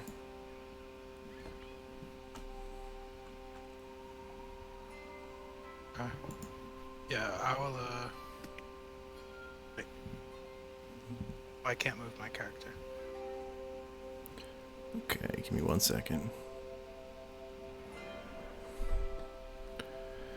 I'm good. You should be able to, yeah. I'm good. But I'm gonna make it over to around here, and then just point at the well, and then like point also at the door.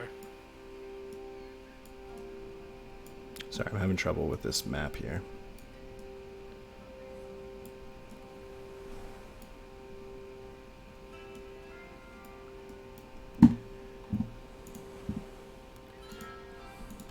Sorry, continue on. So Ellie will kind of look over to where Bayan was pointing, and just kind of like give a casual look down the well. Okay. You peer into the well, and you see that it's very dark. Do you have dark vision? Yeah, you're an elf. Yes. Yeah, so you look down into it. You see that the well shaft descends 20 feet, and you can see down in the bottom of it there is water, fed by likely an aquifer.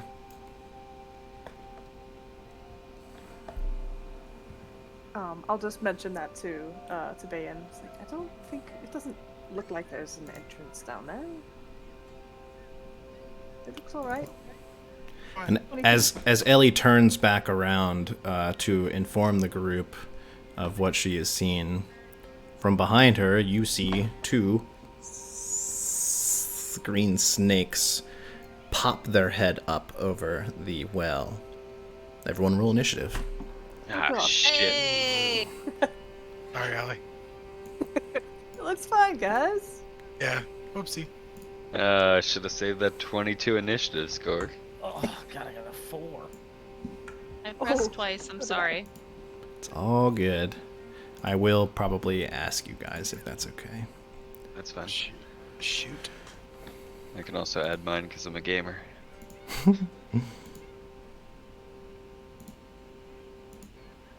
Okay.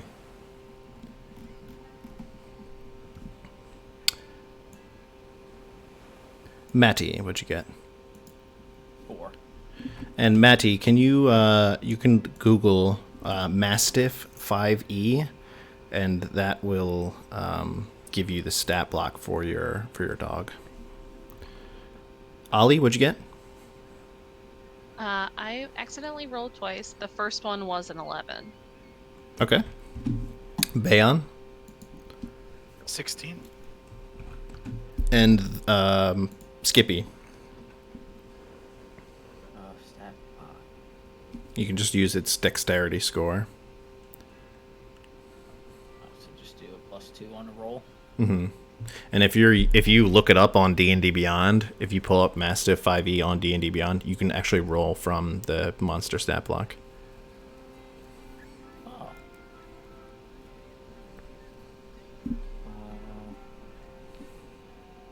I could just probably do a lot faster, but let me go back and do it this way. I'm just gonna roll you 20 with a +2 on it. 17. It didn't pop up on the 17? screen for some reason. No. Okay, that's all right. Okay. The two snakes slither up out of the top of this well.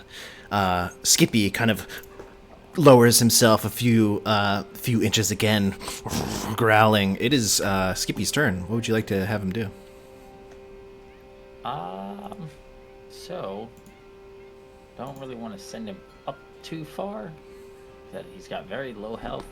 So I'm just gonna kind of have him move up a little bit. Maybe trying to just get in like here behind Ollie and just kind of. We'll make him right up here. And just kind of in between Ollie and Eli in case backing up Eli, but also kind of defending Ollie. Go on up there and give them a hand, buddy. He kind of like looks up to you, and he goes, like kind of just like hunkers over. He's very happy and very excited to be included in this. Bayon, your move. Bayon will just an arrow, shoot it at this blue one. Okay, go ahead. 5 feet from Ellie. Yep.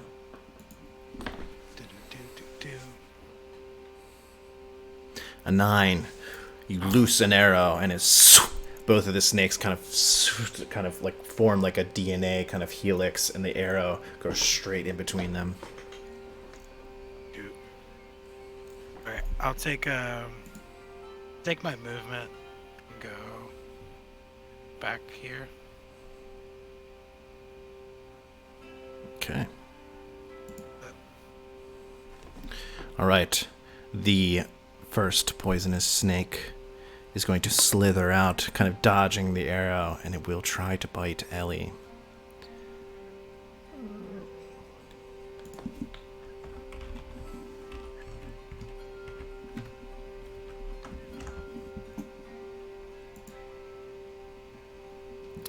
Okay, Ellie, that is an 8 to hit.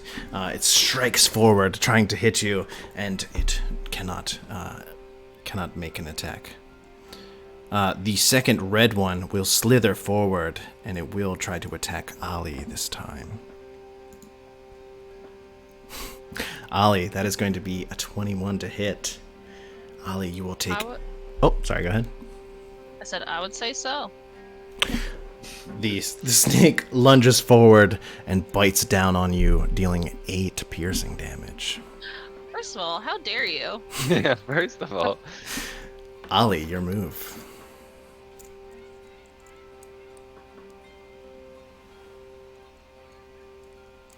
Sorry, I was keying in my damage.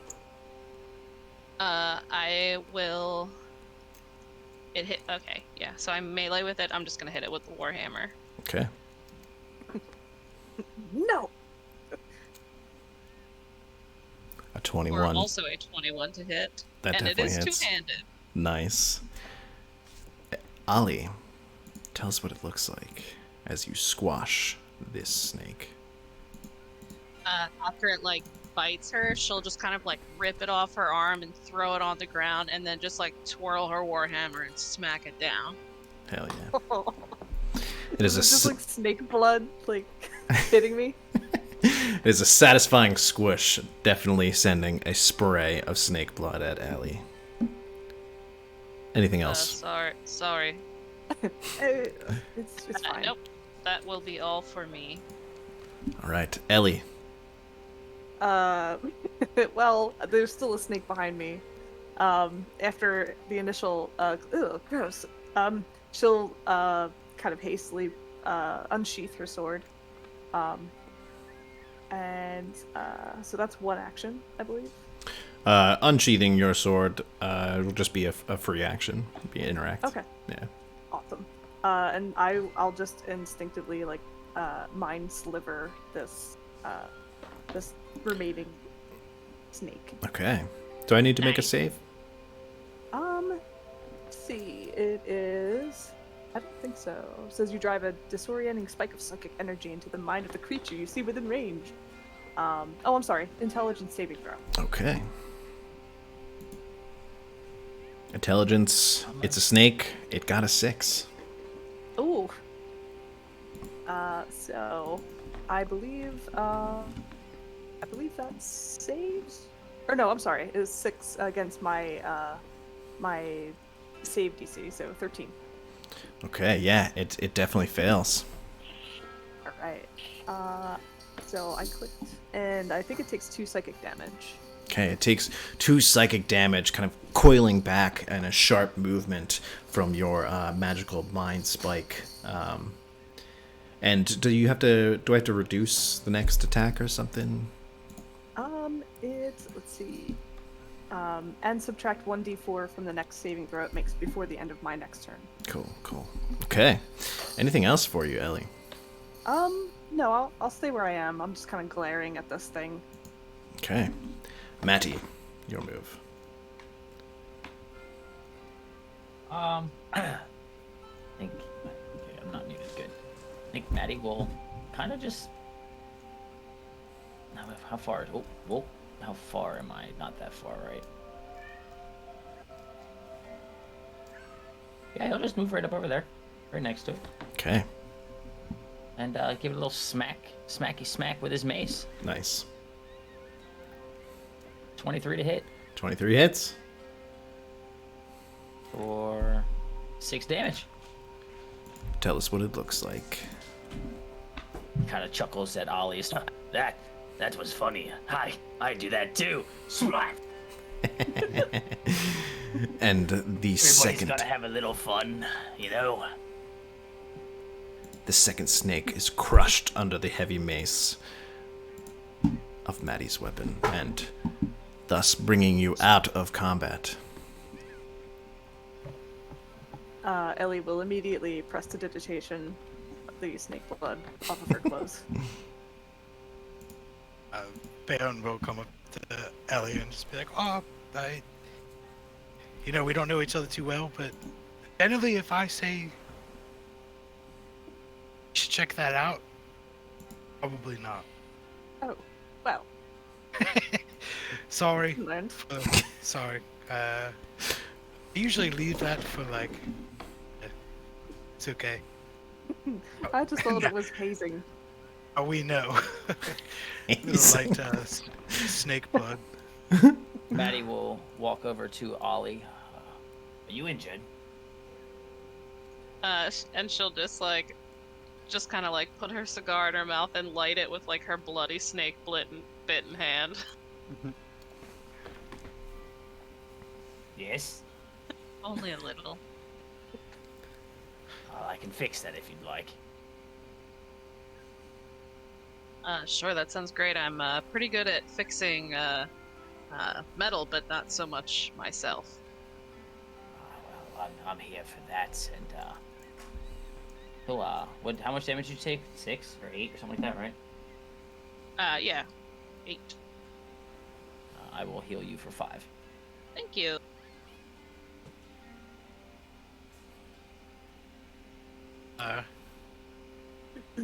I guess now that I'll check this door. Ellie will stand behind him. He's got the confusing way of talking, huh? Oh, yeah. Good fella, though. You check the door. The door is old and decrepit. Paint is long since peeled away. Seems like a normal door. Alright. I'll try to quietly, I guess as quiet as I can, turn the handle and pop it open. Okay. Give me a stealth check.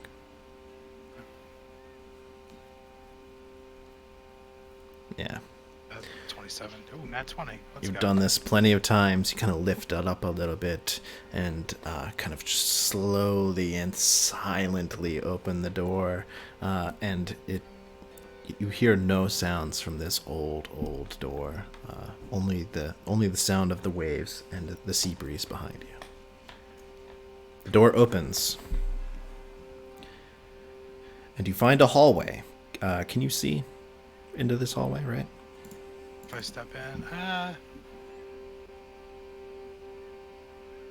yes. It's If I kind of step like fully in, yeah. it's kind of like off the grid, huh? Yeah, it is. That's all right. Ollie, you're behind me. The house's interior is dilapidated and damp, with patches of mold kind of everywhere. The woodwork is generally rotten, and cobwebs and dust are thick. There's rubbish kind of just scattered everywhere, and plaster fallen from the walls and ceiling lies strewn across the floor, along with the shattered remains of vandalized furniture.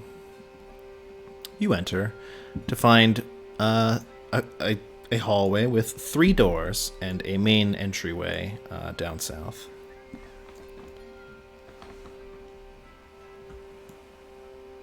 I'm gonna quietly motion to the group, come with. I'm gonna walk into the main hall so we're not squished. Try to lead. Anybody can't see. Okay. We all have dark vision. You walk into a musty, kind of dirty entrance hall.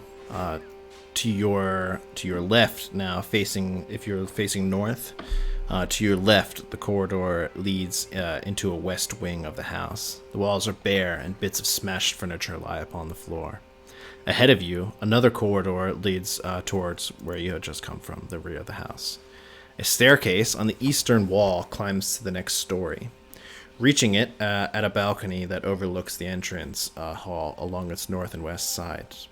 The stairs appear to be safe to climb, though the balcony rail is broken in several places. Under the stairs, at the north end of the hall, a third corridor leads east.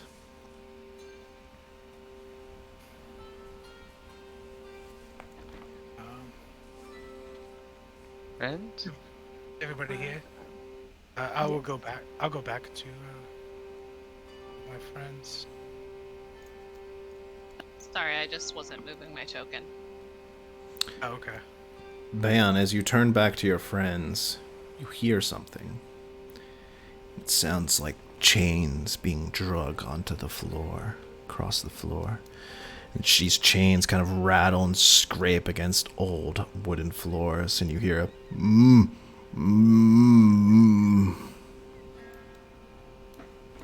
turn to everybody. You all heard that, right? Do we hear that? You do indeed hear it as you kind of enter into this main entryway. It sounds like it's above you, to the east.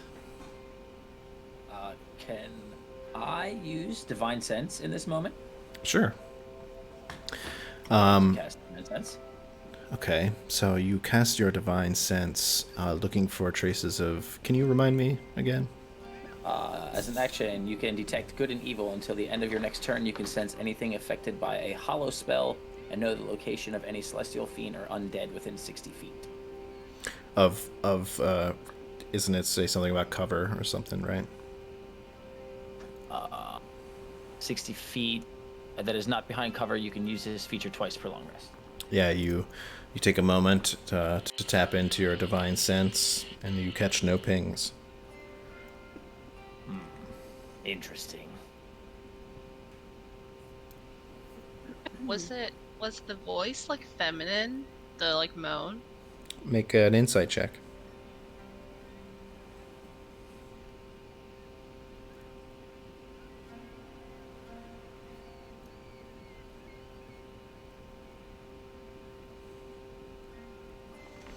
It sounded very deep, and the baritone voice kind of rumbles into the wall and kind of passes through acoustically very easily.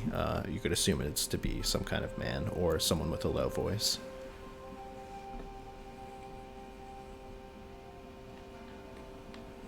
And again, you hear the rattling of chains. Ellie will cast mage armor on herself. Okay. Nice. Okay. I don't like that sound. Noctis goes to the corner furthest from the sound immediately. Hides it. Bayonda's kind of the opposite. He's gonna try to sneak up the stairs to see. Like, if there's a door or anything, he probably won't go in, but... Okay. Give me a stealth check.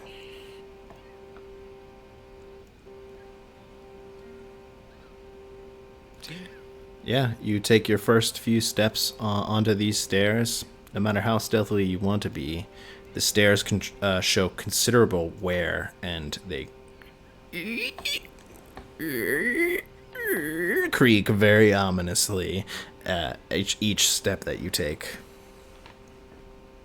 You reach the top floor, and you see that it leads to another collection of hallways in the same design as the floor below. There are a few doors. There we go. Sorry.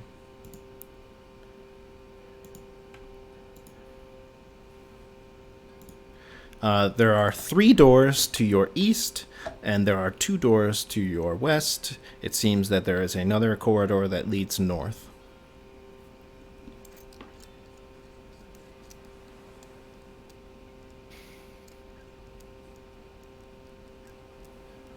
Ellie's now remembering Beau's tale of many books that can be stolen. So she would like to look and see if there are any books of a particular... She's looking for something particular. Something that looks weathered, possibly a spell book. Okay, give me an investigation roll. And you're searching in that first main area, right? Yeah. Okay. Investigation. 13. 13. You're searching around this rubble, kind of looking in the shelves, looking for a particular book. You don't find a particular book or any books that are really in any shape that are to be taken, really. However, you do find a set of 2 tracks in this room. One of them leads west out of this room, and another one of them leads north. What do these tracks look like? Do they, is it blood? They look like boot prints in dirt and dust of humanoid. Okay. Yeah.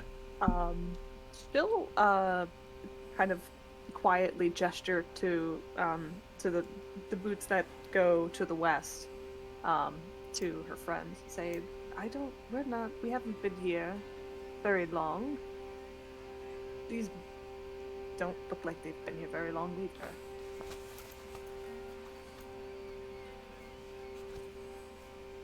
And she'll just sort of kind of look down the hallway to where they go. Okay. You look down the hallway to find three more doors.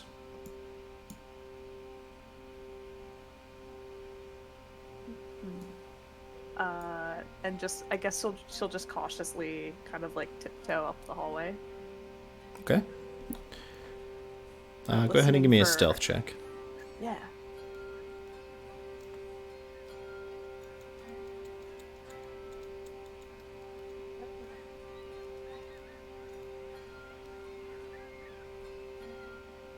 Ooh, 9.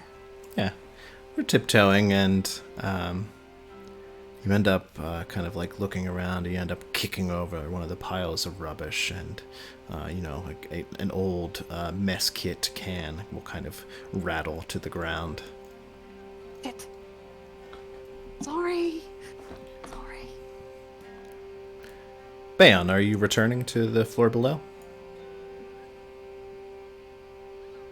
Yeah, I was trying to Okay. back down. Sorry, somebody just knocked on our door. It's all good. Okay. What are you guys doing? Bam, what did you see up there? Did you find the chains? No, I got scared again. Oh, good. Me too. Okay, Sorry, Bayon, yes, you would have heard the chains louder in the eastern part of the house upstairs. Yeah. It's up there. Whatever it is, it's up there. Well, you're usually the brave one, so if you're scared, fuck the upstairs, okay? Our 2 new friends found some tracks. They seem to be going over there. Alright. I mean, I think we all know the inevitable, but... I don't know what you mean. We never enter somewhere noctis without having some sort of trouble. Why am I leading? I'll take the lead. Sorry, friends. Too squishy. I'll inch his way up. I guess, our question is, do we want to deal with whatever this thing is first, or look for clues for what happened here? I think Ellie would like to avoid the chains upstairs, but if we can find Aenwyn's sister, Aenwyn, or possibly what happened to her. That's what I'm looking for. Cool. To be honest, Noctis is totally confused on why we've come to the abandoned house, and for any reason whatsoever. In character, has no idea what the fuck. Nice. I think we stay away from the upstairs for a little bit.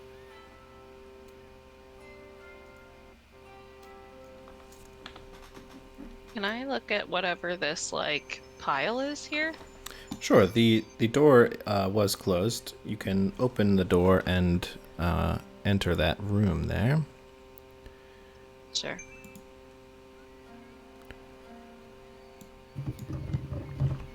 There we go. You open the door to find an old, disheveled library. This room was once a library with bookshelves around the walls. Most of the shelves are broken, and in many places they have come away from the wall. A few of the shelves, still intact, are empty, but a pile of books rests in the southwest corner. You approach this pile of books, finding 14 books in a heap of untidily thrown into the corner, are covered with cobwebs, vermin droppings, and harmless mold. All are partially ruined, these books, but you're looking down at them. Some of them are still legible. Ellie's immediately starting to mage hand kind of like sift the rat dropping covered ones in search for anything valuable. Sure. You search through the pile. Most of them are dull, kind of histories, collections of romantic poems, and so forth. But there are 3 that are kind of more noteworthy. These books bear clear titles on their spines. You find The Magical Properties of Gemstones by the Archmage Tensor. You find Magical Properties of Herbs and Flowers by the Archmage Tensor. Then finally you find The Metaphysics of Mathematics by the mage Nystel. As you pick up the 3rd volume, a larger piece of parchment falls out of the book, containing a few lines of handwritten text in common. You see the paper kind of like wafts to the floor kind of dramatically and lays open face up in front of you. Written onto this piece of paper, "The dead rise again."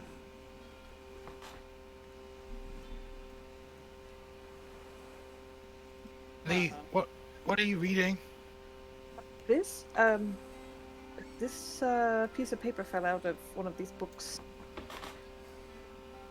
It says "The dead rise again." I think that's what's upstairs. Maybe. I don't want to find out.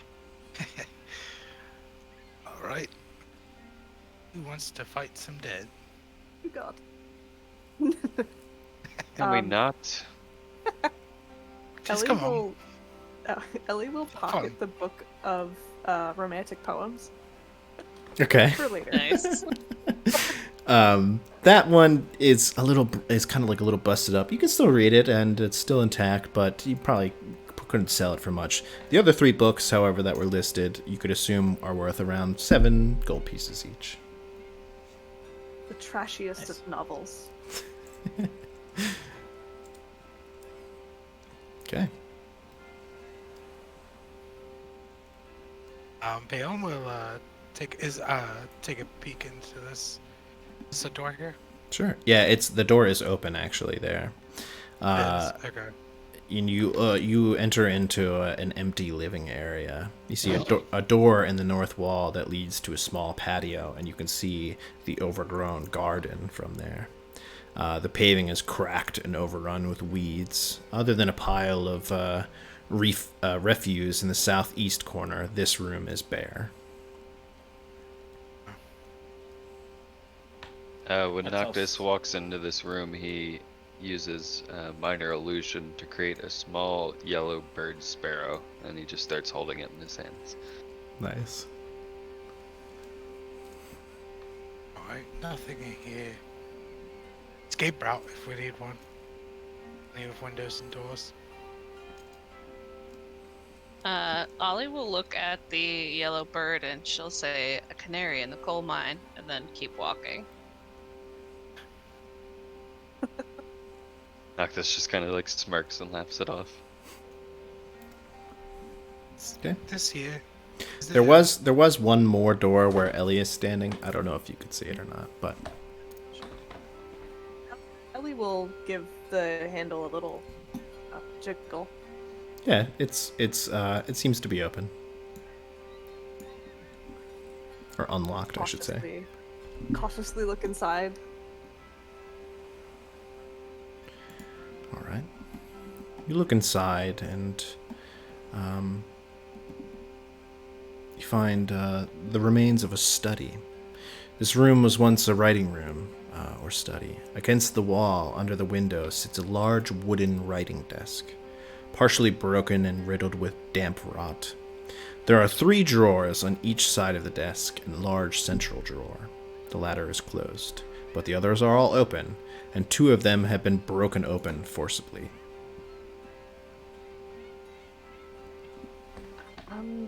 Anyone? Wait. Well, I'll check to see if the big central drawer is open or not. The central drawer is locked. Any among you savvy with locks? It's I could try to help. Someone was very interested in this drawer. I see. Let me see what I can do. Hey, Bayon, I Yes. really believe in you, alright? Oh. You can get this one, and I'll give you a bardic inspiration. Nice. Nice. You knocked this. I feel much better about this now.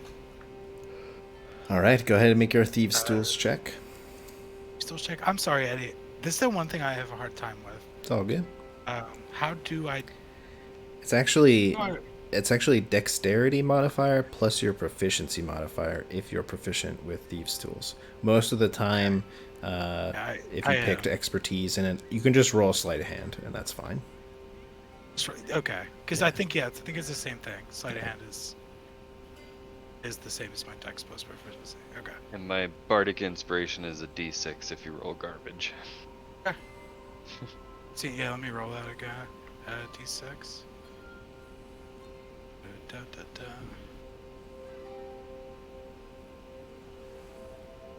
Roll. Sorry. 4. So 17. 17. Yeah. You're picking away at this lock. It is old and oxidized, showing a little spots of rust on it. And as you're picking it, you kind of feel one of the pins is like not moving the way that it should because of how old it is. And you look back just as Noctis is kind of giving you that go ahead and his inspiration, and you finally pop it in there, and the lock will pop open. Nice. Yeah, Balaam will, act like nothing was hard and pull the drawer out. Okay. He'll take, if there's, he'll pull the drawer out. Yeah, the drawer contains nothing but old, valueless documents, all written in common. So protective for this. It's just garbage. Sorry to make you go through the trouble. It's not trouble. No, it was easy. Don't even worry about it. It worth it. He will. He'll take some of the papers out and just start feverishly just throwing them out. And see if there's any sort of once all the papers are gone, he'll try to see if there's anything at the bottom there of the drawer. Go ahead and give me an investigation roll. All the papers that he's throwing out seem to be various receipts for chemicals and laboratory equipment. Oh no, that's not good. I got a 5. Yeah, you poke around in the bottom of it, just a drawer of old receipts. Nothing here. I like these receipts. Eccentric.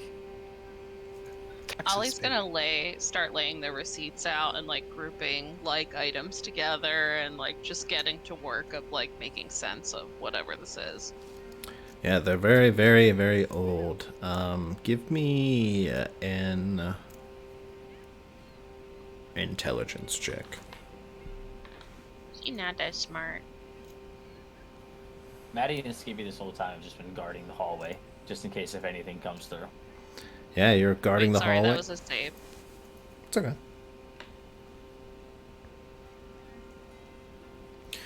14. Looking through the various chemicals and equipment, you're not really familiar with this kind of work, but a lot of them are alchemy supplies. And thinking back, you had remembered the drunk had told you something about some alchemist that used to live here. Maddie, standing out in the hallway, just constantly, you just hear the rattling of these chains and the groaning that echoes through the hallways above. The mastiff kind of sits and just sniffs at the air, kind of whining at you every once in a while.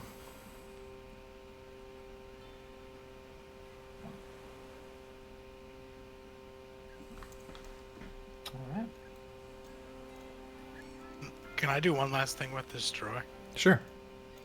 Can I just take like the whole thing out? Absolutely, absolutely, you can. You take. I'll ask everybody to back up a little bit. I don't know. Absolutely. Yes, sometimes. I've seen this go bad many times. Okay, see you later. Hey, Maddie, how's it going? Hello there. We're just doing all right out here, you know. And once everybody's clear, I'm gonna yank it out of its socket. Okay. You yank it out, pulling the whole drawer out. And as you kind of yank it out, it stops. And you kind of like look at it, kind of try to pull on it. It seems like something is kind of like holding it from moving. Give me a strength check.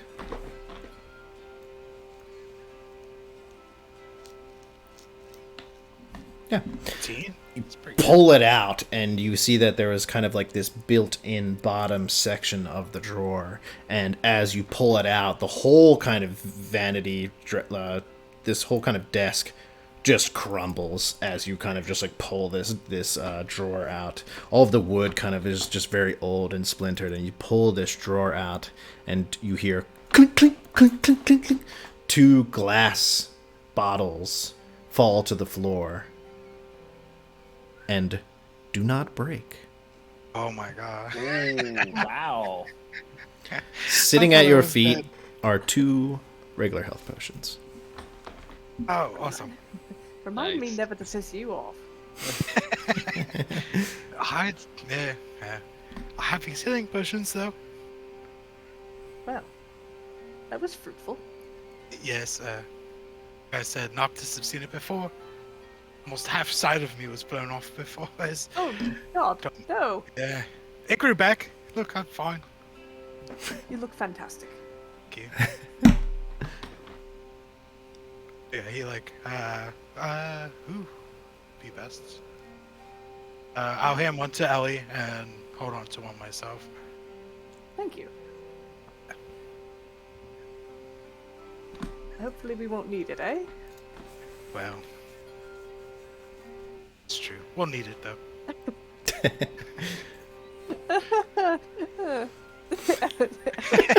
And Ellie will just like go back out into the hallway. Nice. Ollie's gonna light her cigar and like take a deep puff and like immediately put it out again on her hammer and just and like look to Maddie and be like, "Let's go punch a ghost." Punch ghosts? That sounds fun. It does. Okay. Where's everybody going now? The stupid thing's been walking above me this whole time you guys have been here, but Seems like it's Go contained upstairs. into one area, too. okay. All right. So is everybody heading upstairs? Yeah, I'm not getting stuck here alone. Okay. I'm gonna move all your tokens. So if you just hold them steady for 1 second.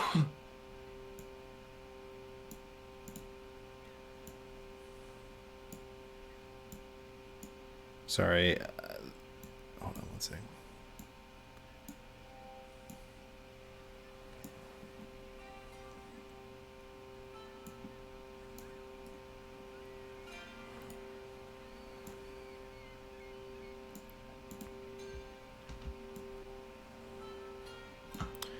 Okay. What you're looking at is the downstairs area with the stairs. Now you can move your tokens. Now you're on the second floor. You would know that the moaning and the chains is coming from the east side of that corridor. After you, So, Ollie, you seem very brave, and you said something about punching ghosts. Feel free. From experience, you don't really punch ghosts. You're probably right. I'd like to unpack that story if we get out of here alive. All right. So go ahead and move your tokens where you'd like. And This wall in front of us, is it like just a ledge or? sorry, like imagine where your tokens are right now. That is the floor below on the first side, and then the stairs go up, and then there's that like banister that goes across. That's kind of like broken in a few places. Ollie will kind of like, she seems like a little eager to manage whatever disturbance is here, but she will defer to the group and wherever we want to go. I will go wherever you go, but definitely behind. Yep. Noctis is just waiting at the bottom of the stairs while everyone else heads up. Like, we're doing this? We're doing this. Well, Maddie. The moaning and the chains is much clearer up here on the second floor. You can tell that it's coming from the very far door at the very end of the hallway. Should we check the rooms for? Yeah, all right. I'll just go in this room here. You going in the first room? Yeah. Okay. All right. You open the door to find a bedroom of sorts. This bedroom has no furniture, but rubbish is kind of scattered everywhere, and webs cover the walls and ceiling. From the doorway, you can see a glint of light in the fireplace from a small, highly reflective object. There's an object. Can he pick up the object? Sure, you approach the fireplace. The glint inside the fireplace comes from a small crystal bauble. A crystal bauble. I personally know what that is. Bauble. Looks like some kind of alchemy supply. As a flat-bottomed crystal orb that is pleasant to look at, and tactilely satisfying to hold. I feel like this is something I would put on a shelf in my house. Anybody else have a use for this? I can have a look. I'll hand it over to Ellie. And Ellie will cast Identify. Just as you're about to hand it to Ellie, you can see that there is a long strand of spider web coming off of this crystal bauble, and as you hand it to him, a single spider will kind of land into your hand. You look up from where the spider came from, and the ceiling is covered in these swarms of spiders. There are 2 swarms of spiders, one directly above the door, and another directly above the fireplace. These 2 swarms of spiders scuttle out, and that is where we will pick it up next time. Yet another embarrassing screech from Ellie. Yeah, exactly. It's also like, wait. So, Maddie sorry, go ahead. Maddie pulled a gogger on. Yeah. Go on and grab the item. Cool. What is this thing?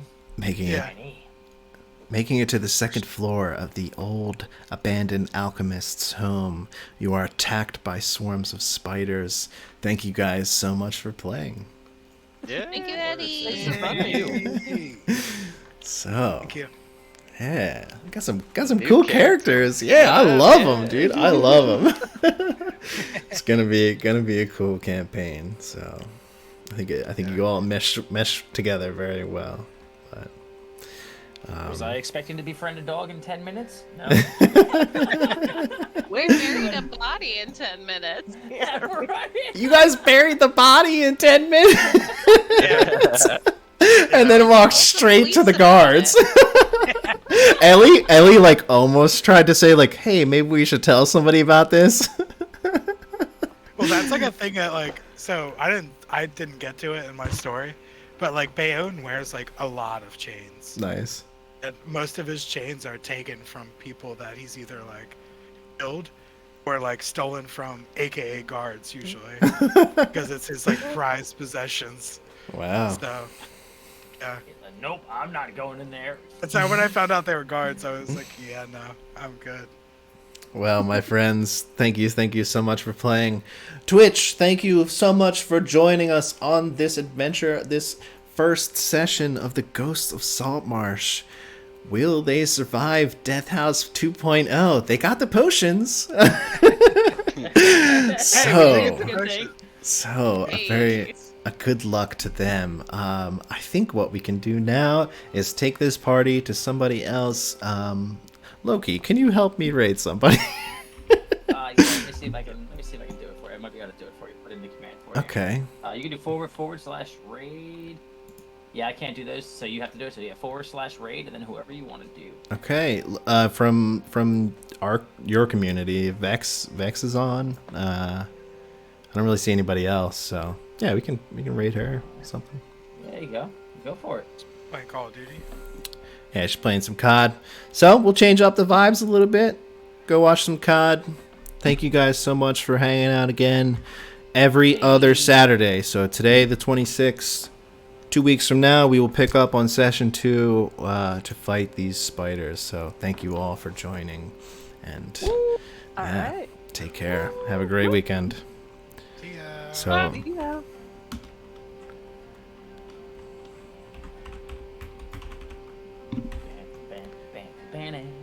Hey. Oops, I did that wrong. Oh no! I'm figuring it out. I'm figuring it out, guys. Don't worry. Some technical difficulties. This is my first one. Hold on. Of course I'm going to mess it up. Raid Vexified. There you go. And then once that bar, then you'll be able to click raid now when that bar goes down. Okay. I did it. I am almost just... Okay. I'll see you guys later. Thanks for coming. Right. Bye. Bye. Yay! You got And we're it. out. All right. You got it? Good job, Don't everybody. forget to hit end stream. Don't forget to hit